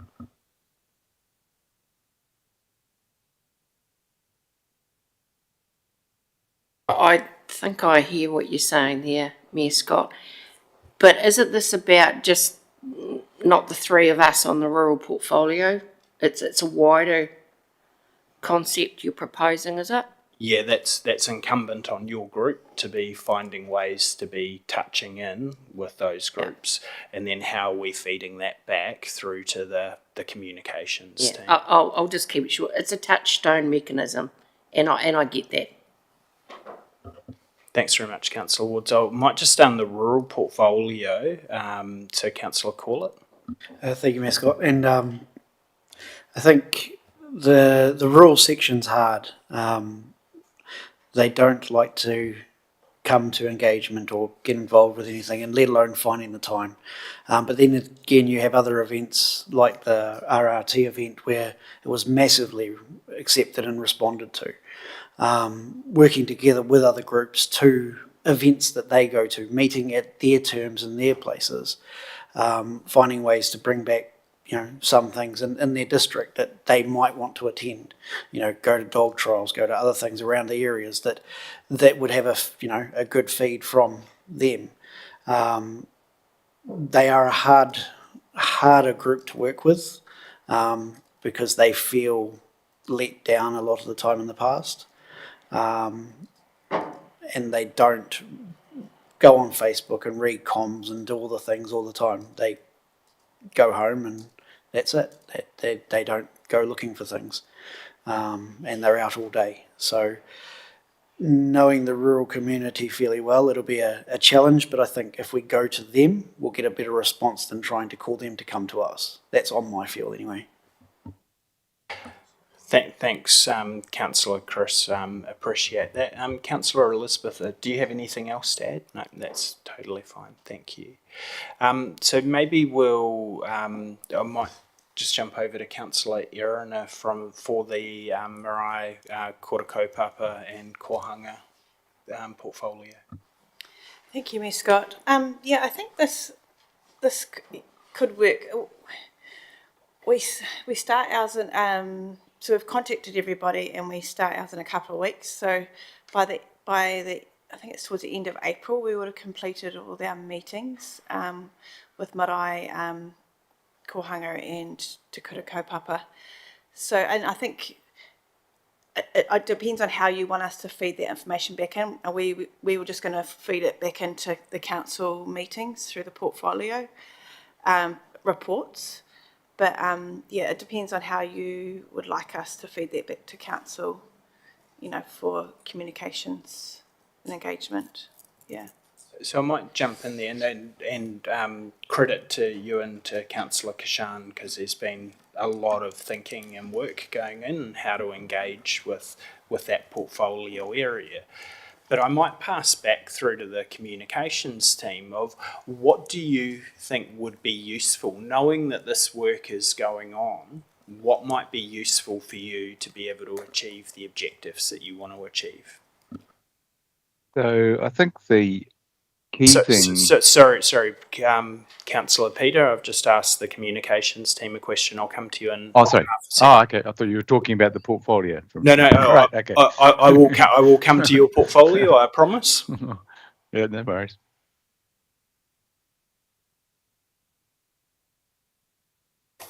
Yeah, what would be really useful is to help us brainstorm on the how we do it. Because I think there's, on our side, we have some ideas around it. We don't know whether they're appropriate. We don't know whether they're going to hit the mark. So, making sure that if we develop key messages, for example, do they resonate? Yes or no in that space that you're covering in your portfolio area? If we use imagery, does it resonate? Does it hit the mark? These are things that we're really interested in, and it's also what I'd be also really what would be really helpful is that the LTP is a big thing. It concerns everyone. So does any consultation for that matter. Is that we could also help each other to use each other's channels to broaden the message. And to get the message out to as many people as possible, and how to do that. Yep.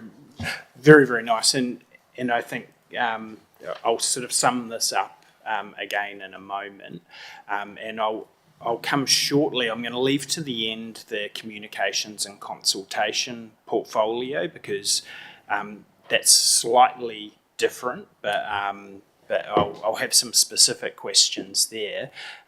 Councillor Amboy, do you mind just sharing a little bit of your thoughts on the youth portfolio, please? Thanks, Mayor Scott. Kishan's not here today, so I can only speak on my behalf, and what I think. But we had our Community Connections Committee meeting this morning with Sports Tararua, and of course I asked how they look for the people in their focus groups, and they say that, you know, they get them from schools, etc. Is there a potential to collaborate with them in terms of those focus groups that they've already kind of created, and going to those people as an outlet to see what they think? Yes, I think 100%. Yeah, that's a really good idea. Just following with that, with the survey that's been created, Councillor Kishan and I have put council input, and so I was thinking maybe we can also use that information as well and see what they say from what they think about council, because there are some 4 hard-hitting questions there that, you know, kind of ask what they think council is, to put it that way. But also, just in saying that, I also think social media can play a massive role in terms of communicating with the youth. Sorry to jump in, Councillor Allison. All of them incredibly valid points. I think what I'm keen for us to be using this time for is working out how we're working together and brainstorming those ideas. So what I'm hearing from you is perhaps a collaborative approach. I also just want to acknowledge the youth space, because there's been a significant amount of work being done there with writing to all of the schools and starting to form those relationships, and that could become a very, very, very powerful tool for LTP consultation. So well done to you and Councillor Kishan for that. 100%. I think it's once we have that that planning stage is done, I think we can definitely move forward a lot more in terms of how we engage. We just need to kind of see what schools want from us. But thank you. Very, very nice and a really good proactive approach, which I'm sure comms can tap into. So now, and I won't put you straight back into the hot spot, Councillor Allison, because I've just done that, so I'll jump over to Councillor Naylor, but feel free once he's finished from a communications and consultation perspective, which this is all about, to add anything else. So my question, Peter, to Councillor Naylor to start with is, how do you ideally see your portfolio area helping our communications team engage our public? So the big thing that I want to see happen, this is not how I can help them, but this is more the direction that I would like to see us working in, and then I'll come back to how we can make it happen. But the big thing that I want to see is that our consultation moves from being consultation after we've made a decision on either we're going to do the waters ourselves, or we're going to go with the 3 other ones to form the CCO, which was just a fait accompli as far as the general public was concerned, as to more consultation up front, so getting more engagement so that we can get more feedback and stuff. And I think the communications and consultation portfolio really is going to have to work really tightly with each of the other portfolios to make sure that we're thinking differently about how we can engage. And so coming back to the how, to your question, Mia Scott, is that would like to be able to sit down and brainstorm. I've got some ideas. I've got some stuff that I'll be putting into the report for next meeting. But those are just ideas at this stage that we'll run through council and get feedback from. But I want to be able to sit down with the communications and consultation team and say, you guys to be able to turn around and say, don't be so stupid, that'll never work, or hey, that's a great idea, how do we expand on that? So it's looking at it from a different lens. I'm not a comms person, but I am passionate about the fact that we should be communicating better with the community, and that one of the big things that I think is important is that there's a lot of knowledge and intelligence and collective intelligence out there in the community, and how can we make the community feel engaged by actually getting them to contribute their ideas and their thoughts rather than just asking for them for decisions. So that summed it up. And no, I really appreciate that, Councillor Naylor, and you didn't let me down. I left that to the end on purpose, because I absolutely see that linking in with all of the focus groups and helping tie it together for our communications team.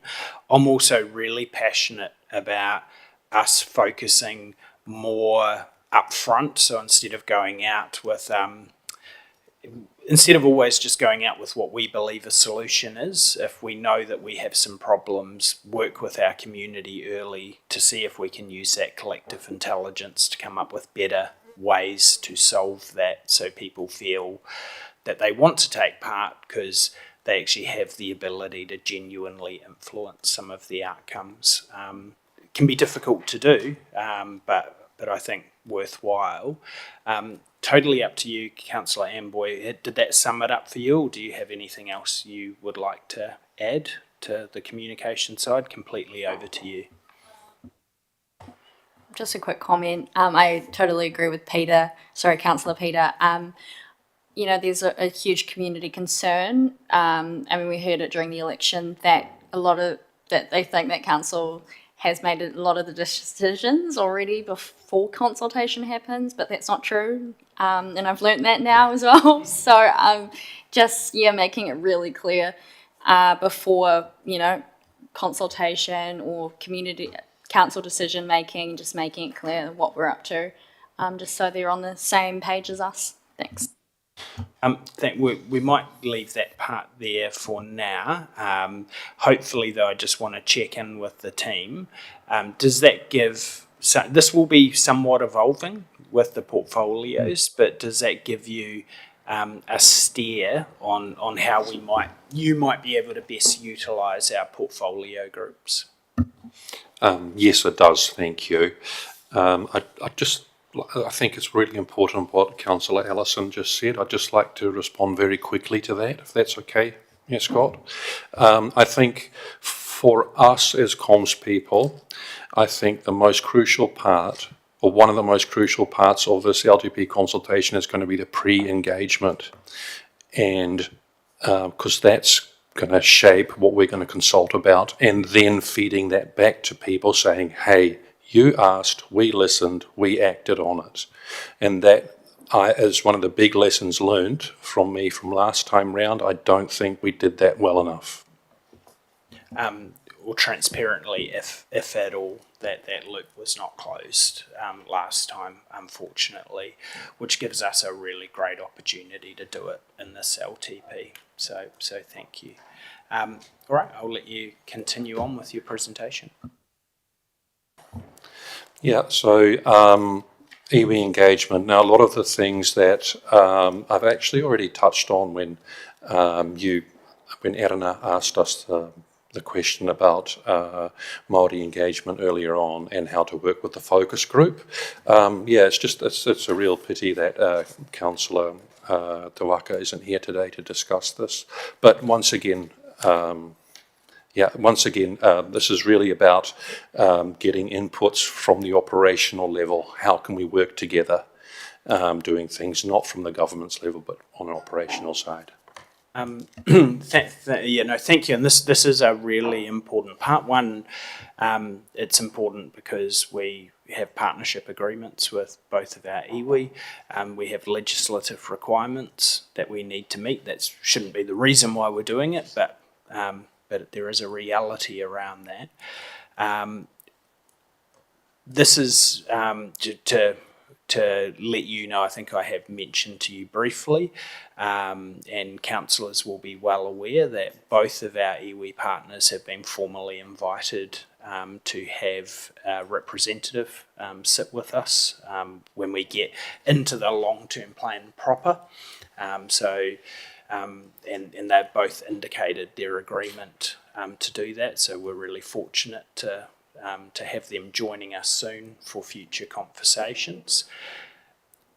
When we look at this respectfully, I believe that our iwi partners need to be a part of this conversation directly, as does Councillor Tawaka. So let's acknowledge how important this is, but also acknowledge that we need to have some other voices in this conversation. Is that okay, team? Cool. Any further comments from anyone on that? Great. Cool. Thank you.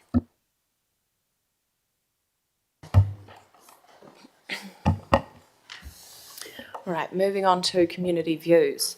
So as a council, we hear a wide range of community views, and some of them can be negative and challenging, but they are people telling us what matters to them, and it gives us a clear direction, and it can be an opportunity to potentially change some of those views.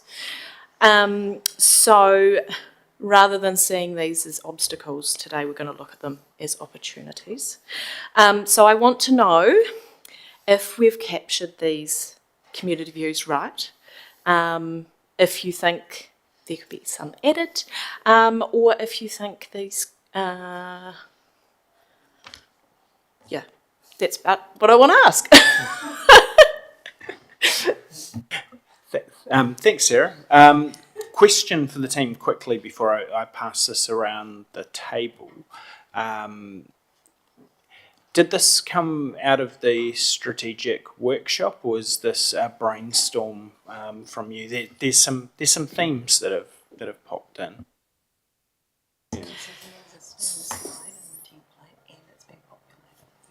Yeah. So this is an existing slide from yeah, but what is listed is a brainstorm from what we came up with, and also from your strategic hui. No, thanks, Sarah. One just quick comment that I want to make here is you rightly have put down, some views on areas that we have some opportunity to improve in, which is really cool. There are also things that people think we do really well. And so it's not losing sight of that and giving some consideration to some of the things that we do well as an organisation and building on those so they don't disappear. We absolutely should be focused on some of these other opportunities for us, and that fits into the reputation part. But I have heard every one of those things being said before. So let's be real with it. Does anyone have any comments they want to make? Councillor Erina. Thank you, and thank you for this list. Yeah, I'm with Scott. I've heard many of these.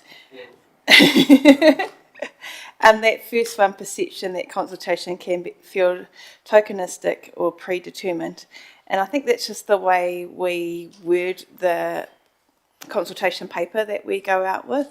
Often it's just got 3 key topics from the LTP or whatever we're doing, and it's worded a certain way to persuade people to answer a certain way. And I do feel that I do get feedback about how we word that. And sometimes I think, why don't we just go out with a blank piece of paper? I know that's really hard to afterwards to correlate together.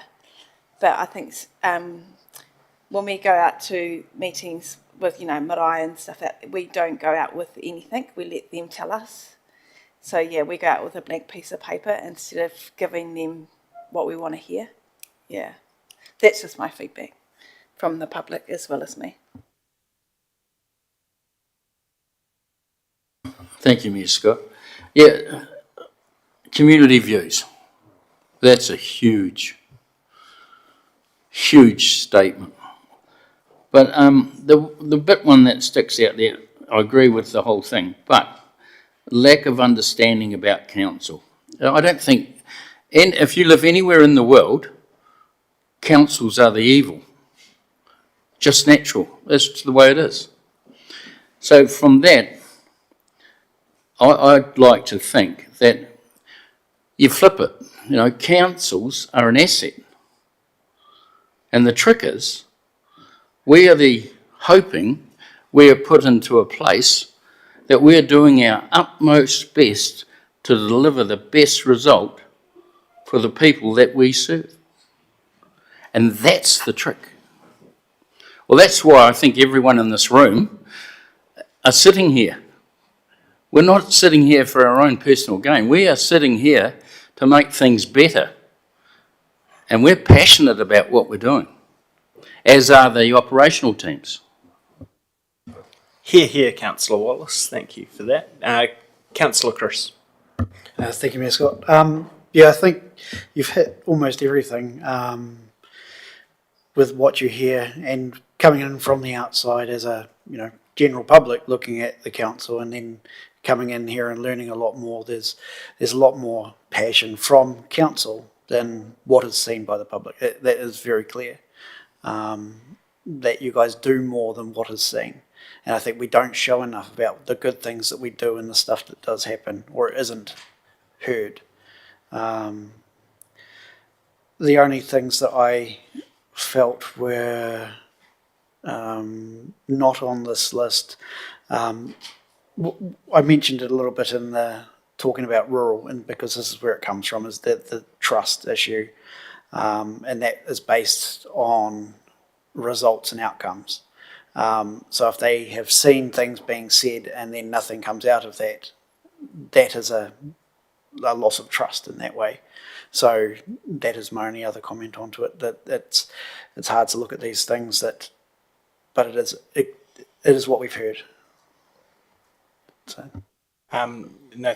Thanks for that, Councillor Chris. And I actually do think it's important for us to be self-aware and be able to take a bit of a stock take of some of these things.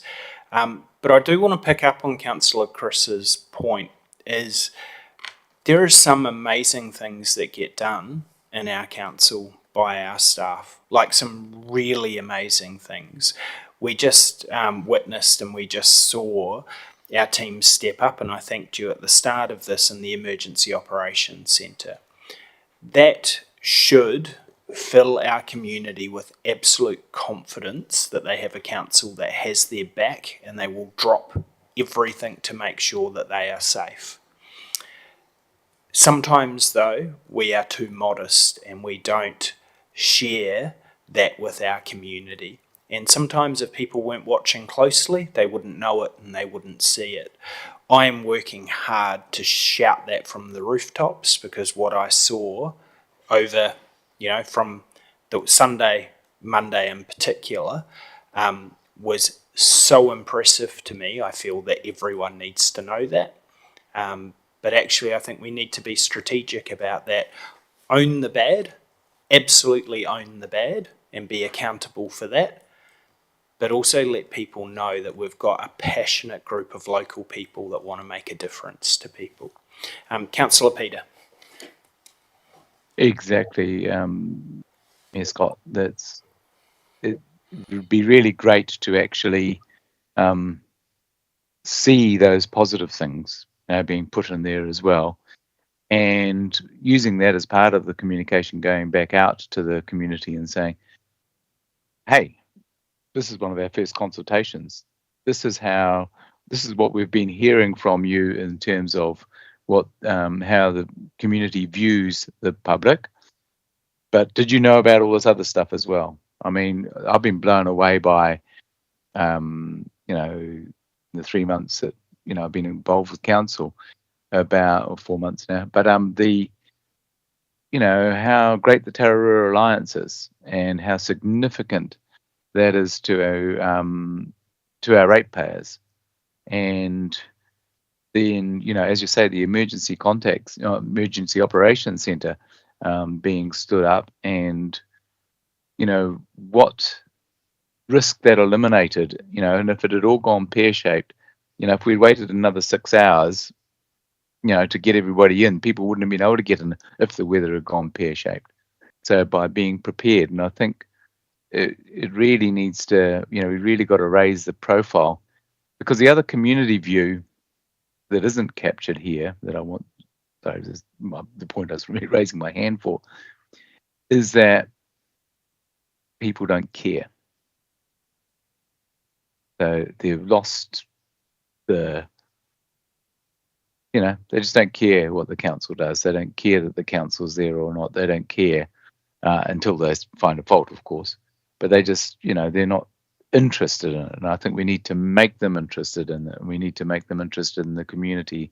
And we need to build the sense of community that we have. I mean, when you go along to the community committee meetings, you see the passion of the people that are involved in the community, and that's half a dozen people in each committee that are getting out there and doing stuff, and perhaps a few more. But that stuff needs to be raised to the front as well, and it needs to be brought up and needs to be promoted. And so really keen to see how we can self-promote without being cheesy about it, but and also, to Councillor Steve's point of view, what the council actually does. So, if we can show that we're actually delivering all this goodness, then affordability perhaps doesn't raise so high in as their number one view. So okay, all right, now I understand where my rates go to. Now I understand what it's contributing towards, and this is part of the community, and it's a good community and a great community. I want to see the community spirit be lifted as well. So perhaps I've just gone off on a bit of a rant there, but excuse me all. No, and thank you, Peter. That was all actually really helpful stuff. To let you in on just a brief side conversation. I don't love side conversations at the table, but this one's worth sharing. The chief executive just leaned over and said, that's what value looks like. And so this is where we look at affordability, we look at other pieces, but being able to explain to people the value. Let's be honest, affordability is always going to be critical, but what we want people to see is the value that is provided by a dedicated team of elected members and a dedicated team of staff that are wanting the best for the people that they serve, and that's value. So thank you. I'll let you continue, team, unless there were, sorry, Councillor Watts. It just occurred to me, thank you, Mayor Scott, that we've talked about the portfolios as a focus area, but with the title of Community View, is there any area of our community that aren't represented by those focus areas?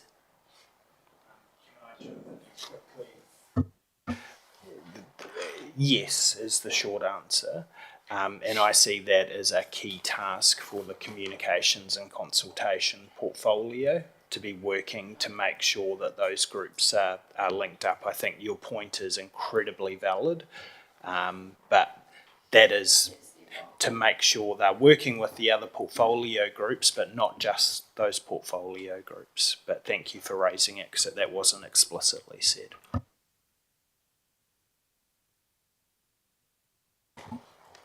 Fantastic, thank you for that. Now we're just going to jump into the next section. Bear with me because I have both the presentation and my notes, so just a technical moment. So when we talk about channels, the channels that we use and the way that we use them will ultimately influence the feedback that we get back from the community. So in the reader, we've detailed the different purposes that channels serve, such as digital channels being really great for fast, interchangeable content, whereas our print channels are really brilliant for accessibility and supporting those who prefer tangible, physical information. Typically, the communications team has taken a relatively balanced approach using print, digital and in-person channels. There have been some long-term plans where we've looked at extraordinary methods and used those, and there may be some around the table today who still remember the long-term plan roadshow, which was quite a high in-person investment that saw the long-term plan hit the road alongside staff and elected members. So we know that this long-term plan is different, and we've heard very clearly from our very experienced Chief Executive that is the case. So we know that our engagement and consultation approach needs to be different as well. With that, I'd like to, through you, Chair, go around the room and hear from our elected members where we believe the channel types, what channel types should be prioritised based on the table that we've given you there in the reader, and your appetite for sorry, I'm just going to rewind. What channel types you believe should be prioritised and why, and your appetite for extraordinary methods, what those are and why.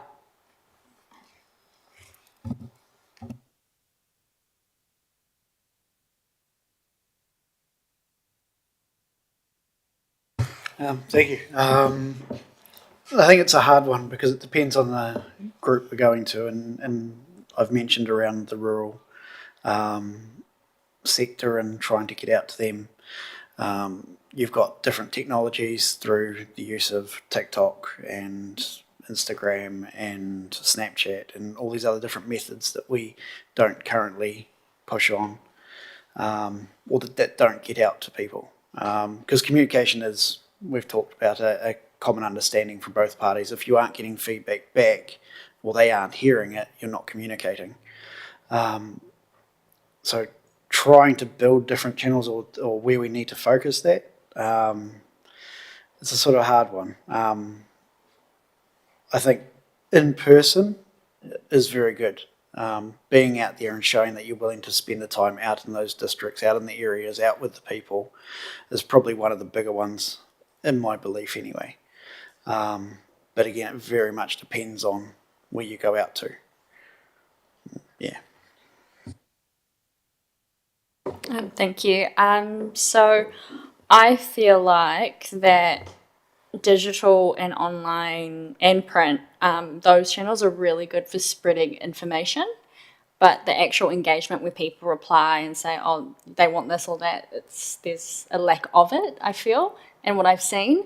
And I've got to agree with Councillor Chris about the in-person and verbal meetings taking place. We heard a lot of it during the campaign that why doesn't council, or why don't we do these types of hui's more, just so we can just understand what the community want, and then we can, they can do like a question and answer type of situation.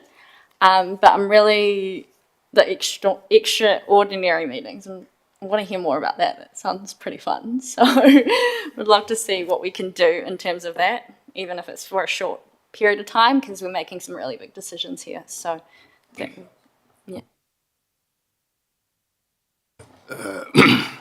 Yeah, I guess I'm a little confused. It depends what we're consulting. Is it like a pre-consultation where we're going out and asking them what they want? Because that's what we're told they want. Or is it our thoughts about, our initial thoughts about what we think we'll do? What do you think? And they're quite different. So firstly, what are we consulting on?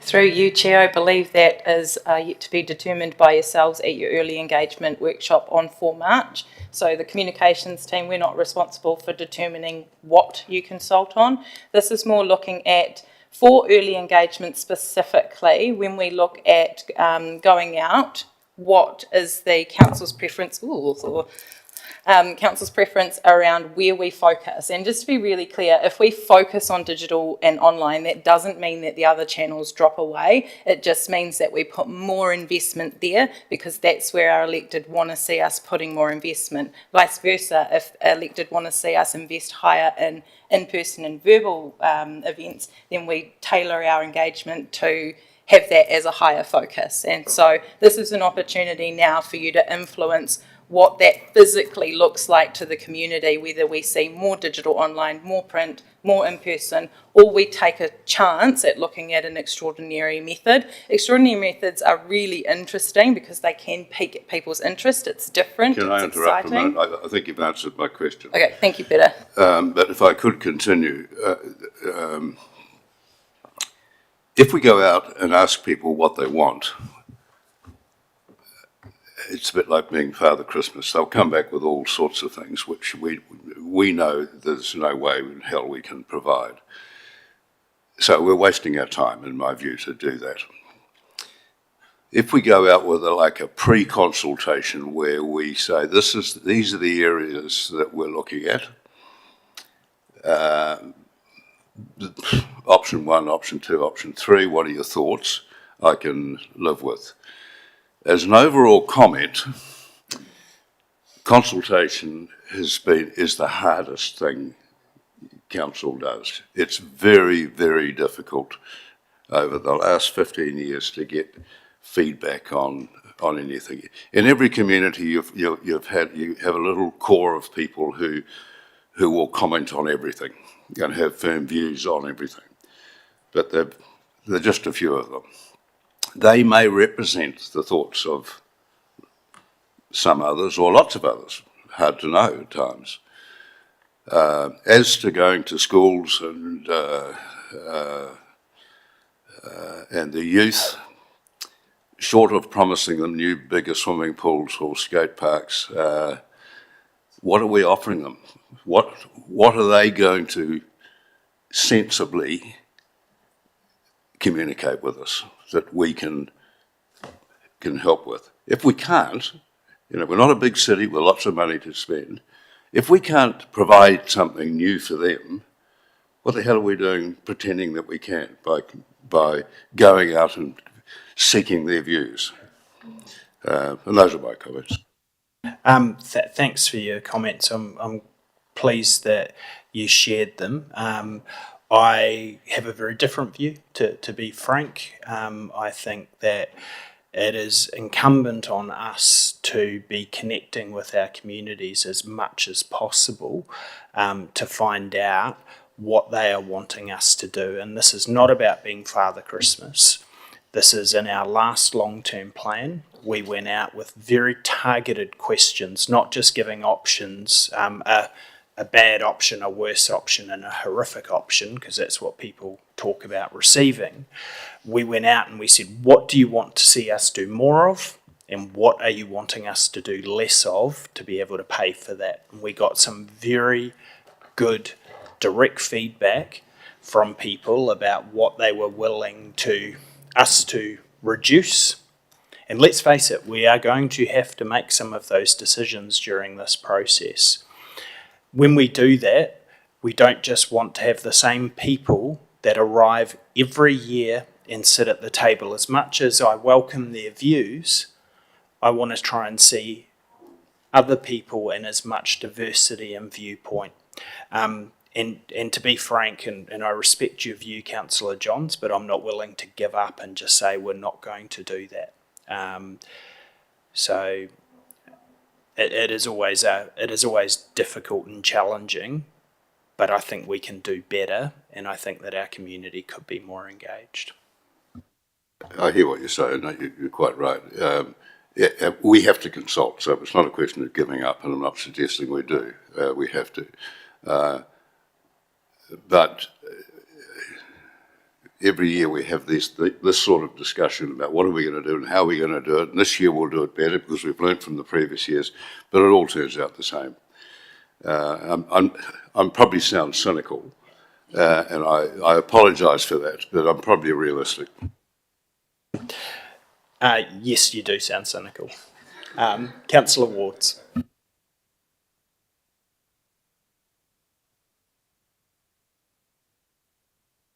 I very much appreciate the honesty being expressed around the room. Having been a part of a couple of these LTPs, I get a sense of what my dear colleague, Councillor Peter, is reflecting on. Interesting discussions have been held, though, especially during the election campaign, that And it allowed me to reflect that we are elected as our community's representative. They trust us to make some decisions. They trust us to make some calls, whether they're going to like it or not. So, you know, I was firmly of the view you don't need to keep running back to the community to check, should we make this decision this way or that way? However, my view is this will be one of the most important times to talk with our community, because, and Mayor Scott is quite right, phrasing those questions about what are you prepared to not have, rather than what it is you'd like us to deliver, or what is it that you'd like us to find money for. So the power in us engaging, pre-consulting, whatever you want to call it, is more relevant than ever for me. There is an element of trust. We're all sitting around this table because a significant, sorry Jess, number of people in our district thought, actually you can make that decision on my behalf. I believe bang for a buck out of those options is definitely the digital and online and the in-person. One of the challenges I think we will have, utilising whichever channel you're going to choose, because we are actually seeking insights from our people this time, I think we have to be fairly savvy, and you guys are the experts on those. But in my past, you know, experience, there were times it was just frustrating. Every method we used, you'd still get one or two people. I think if we're savvy and we appreciate and respect the views of our community this time because of the changes that are happening, I think we have an opportunity to do this really well. So go get it. Thanks, Councillor Sharon.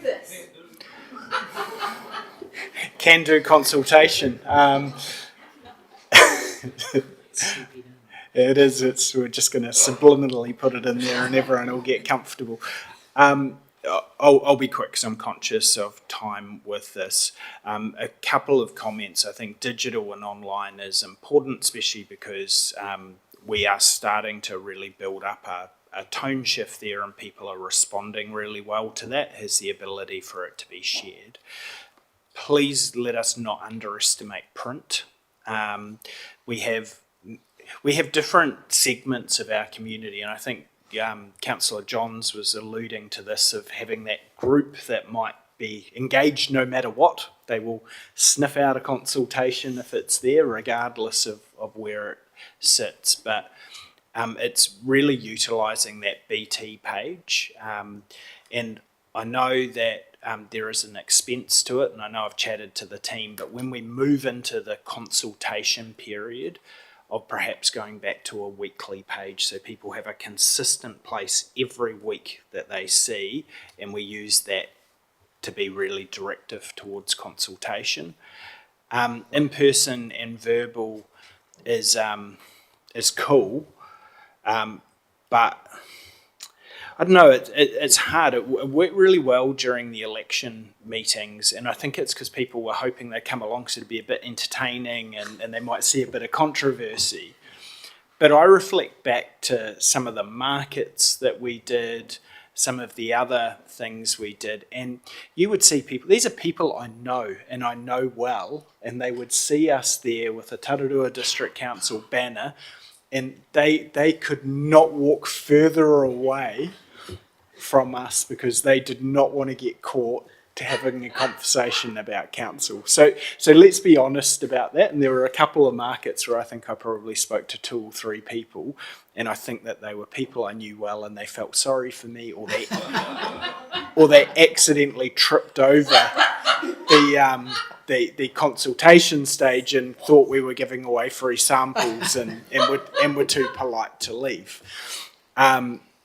So we just need to think of how we do that in person and that verbal, because I think, and some of it maybe as interest groups, we need to give that some thought on how to make that effective. I don't think it's a good use of time to have us out at every market, because if people aren't engaging with us, let's find other ways to be able to do that. I do think at least to having some public meetings in each town is really important, and having them after hours. We get a lot of feedback about that, and I'm really willing and able to be doing that, but we don't need every councillor there for those either.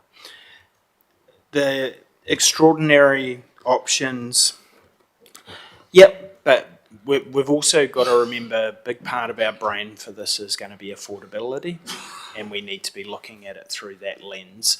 I've seen some really fancy stuff some councils have done. They probably haven't driven engagement that much. They look cool, and they've cost a lot of money. We've got to remember we don't have a huge amount of money. Can you use your microphone, please? Sorry, with the extraordinary, because what about the local radio stations? Could that? 100%, and actually, yeah, and that isn't on there. Radio is digital and online, so that's a part of that. And we do utilise local radio a lot. I go on Woodville Radio once a month and spend half an hour on there. I've done some segments on Ekatahuna Radio. I love those sort of formats for sure. I think they're really important in disseminating information. Cool. Thank you. Councillor Erin. Thank you, Mayor Scott. It's the same theme. I'm digital and online and in person are my big ones. I looked back at some of the consultation that we've done before, and some of the big ones that I saw, like especially during the election, was the videos you guys did with staff promoting to vote. And I thought they were quite effective, and they were quite funny. Like I just picture Nigel's one, yeah, and that really actually made me watch it. And I just think some funny sort of videos like that to get people to engage. I was just trying to think of another one, which is actually, we've got to take ownership for this, is with the Paetua pool. That was huge, like the engagement we got and the feedback we got for the Paetua pool. And that was just the community going around to sports fields and, handing out the pamphlets. And I think that sort of comes back a bit on us councillors, is we all belong to community groups, and it's taking like a wad of the papers along to the meeting that we're going to and handing them out afterwards, and all talking about it at the meeting. So sort of taking us to take a little bit of ownership of the groups that we belong to. And so I think that in-person one is going along to Lions and making a presentation. The big groups that really, I think that works as opposed to, I think the markets were good, but I was a little bit with Scott. Quite a few people tried to avoid us as well. So I think, just you could still do them, but just not as many. Yeah, that's sort of what I'm looking at. Thanks. I don't really have much more to add. I think probably I do a lot of in-person because of my other role, which actually is really awesome. Because often it's probably capturing people too that don't fall within those focus groups, which I'm really privileged and honoured to do. And thanks for sharing that. And I think you do have a real special privilege with your role of being able to be tapped into different people that maybe we aren't. So make sure you are being their voice at this table, because you have the ability to amplify that with our conversation. So thank you. That's really cool. Councillor Steve. Yeah, thank you, Mayor Scott. Well, isn't it funny? We've moved to the 2026, and everybody gets confused because there's so many platforms. Because we're focusing on channels, so yes, all of them there.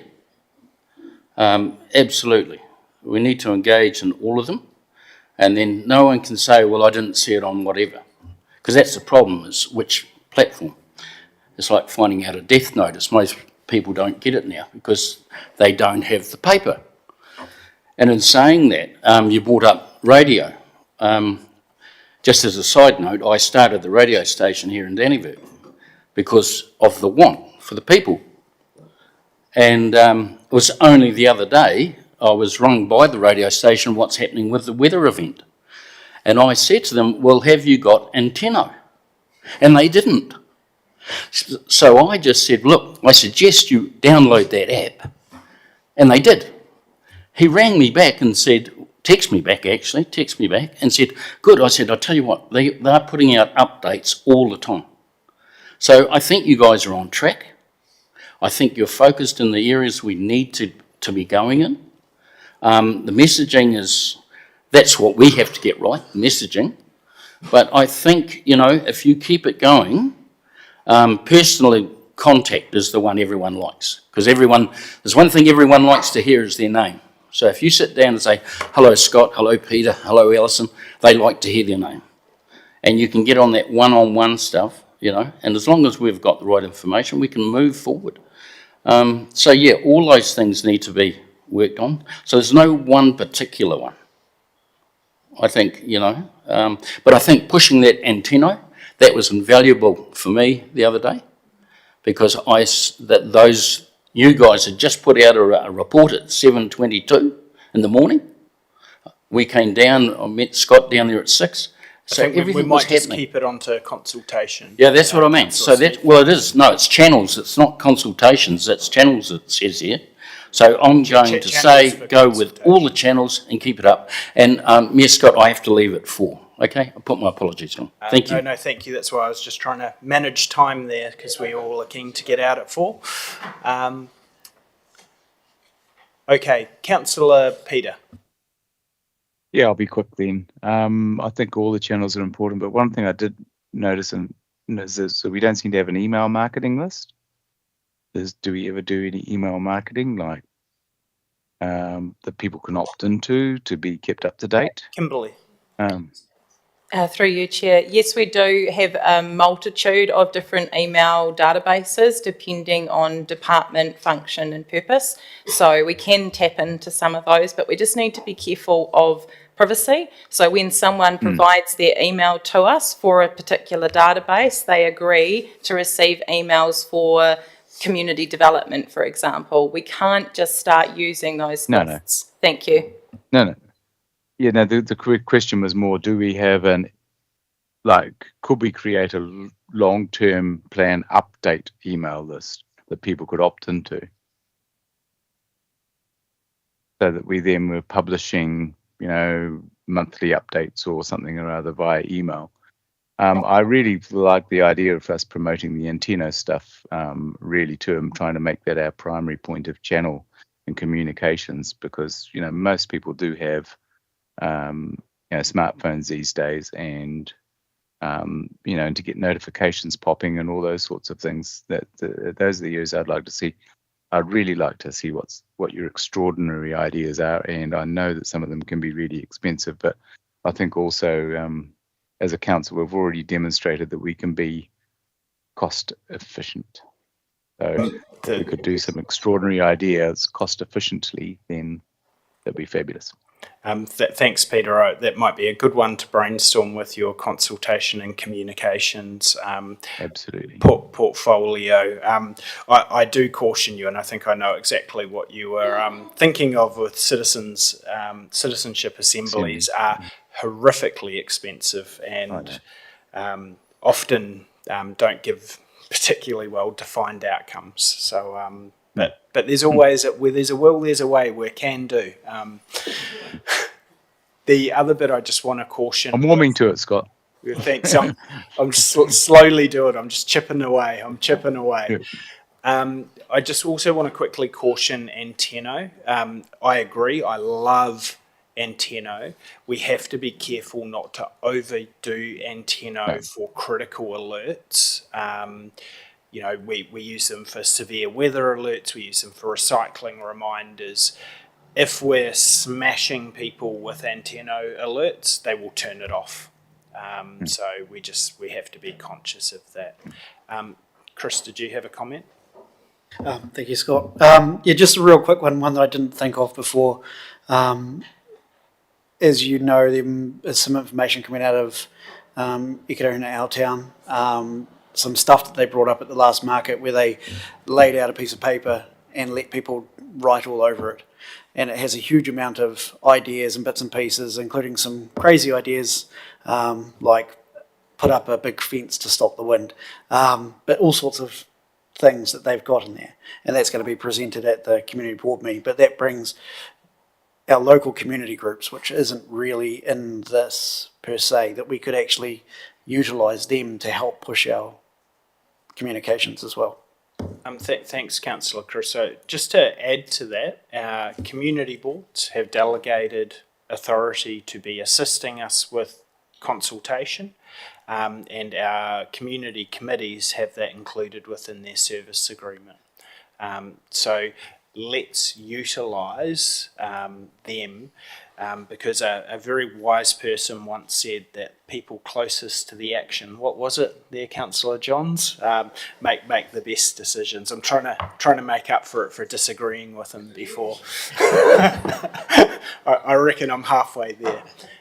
Team, and thank you, Councillor Wallace. No, I appreciate that. We do just have one extra slide, I think, to quickly talk through. Is everyone okay just for another 5-10 minutes? Cool. I'll hand back over to you. Thanks, Tim. Thank you. Just bear with me while I work with my technology again, team. So we do have 2 slides remaining, but we feel pretty confident that we can move forward with just this one, and we can address the key messages through another mechanism at another time. In terms of tone, look and feel, getting this right throughout the duration of the long-term plan is essential. From the first communication to the last, this should feel like one big conversation or one big journey that we take together with our community. And while there will need to be synergy between early engagement and our formal public consultation, I do just want to note that there will be pivot points. There will be opportunities for us to adapt or evolve whatever consultation approach or engagement approach that we choose. So there will be the opportunity to evolve that.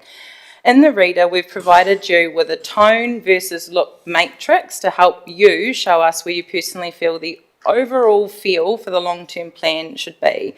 I'd like to go around the room again, but this time just quickly tell me what quadrant you're in, and what that's the mix that you would most prefer. Before we do that, I just want to quickly clarify some of the terms I have there. So formal doesn't mean boring, it means to the point. Conversational doesn't mean long, it means relatable.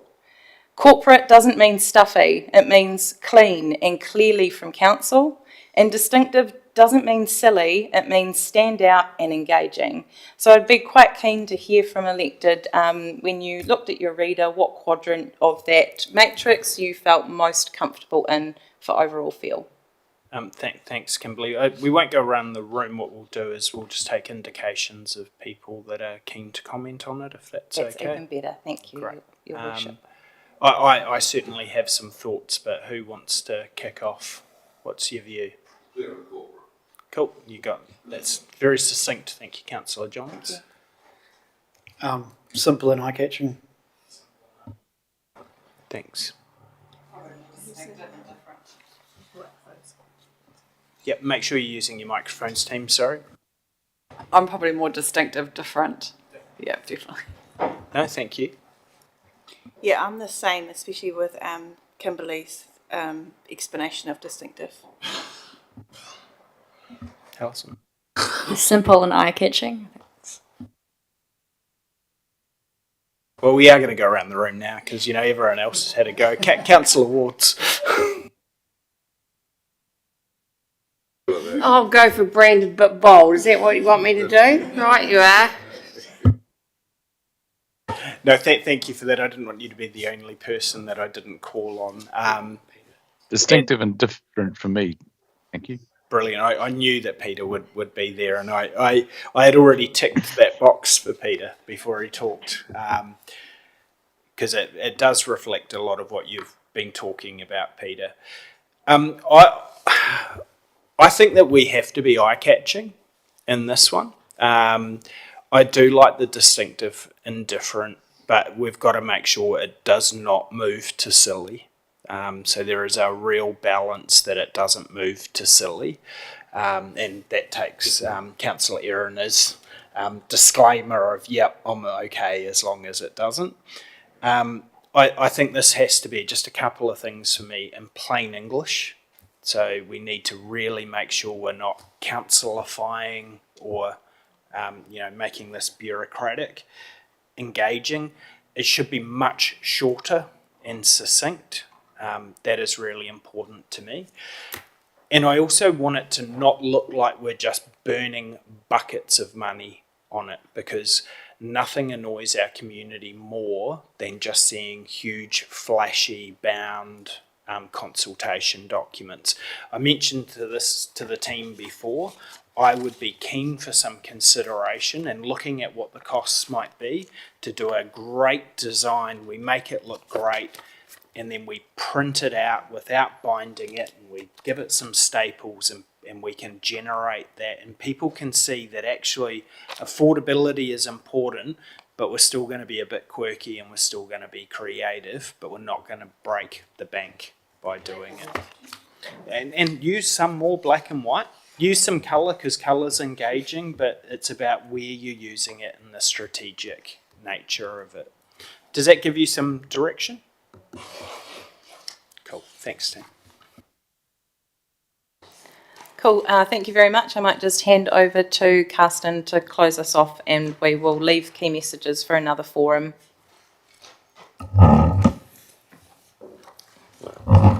Can you pull up the next slide, please?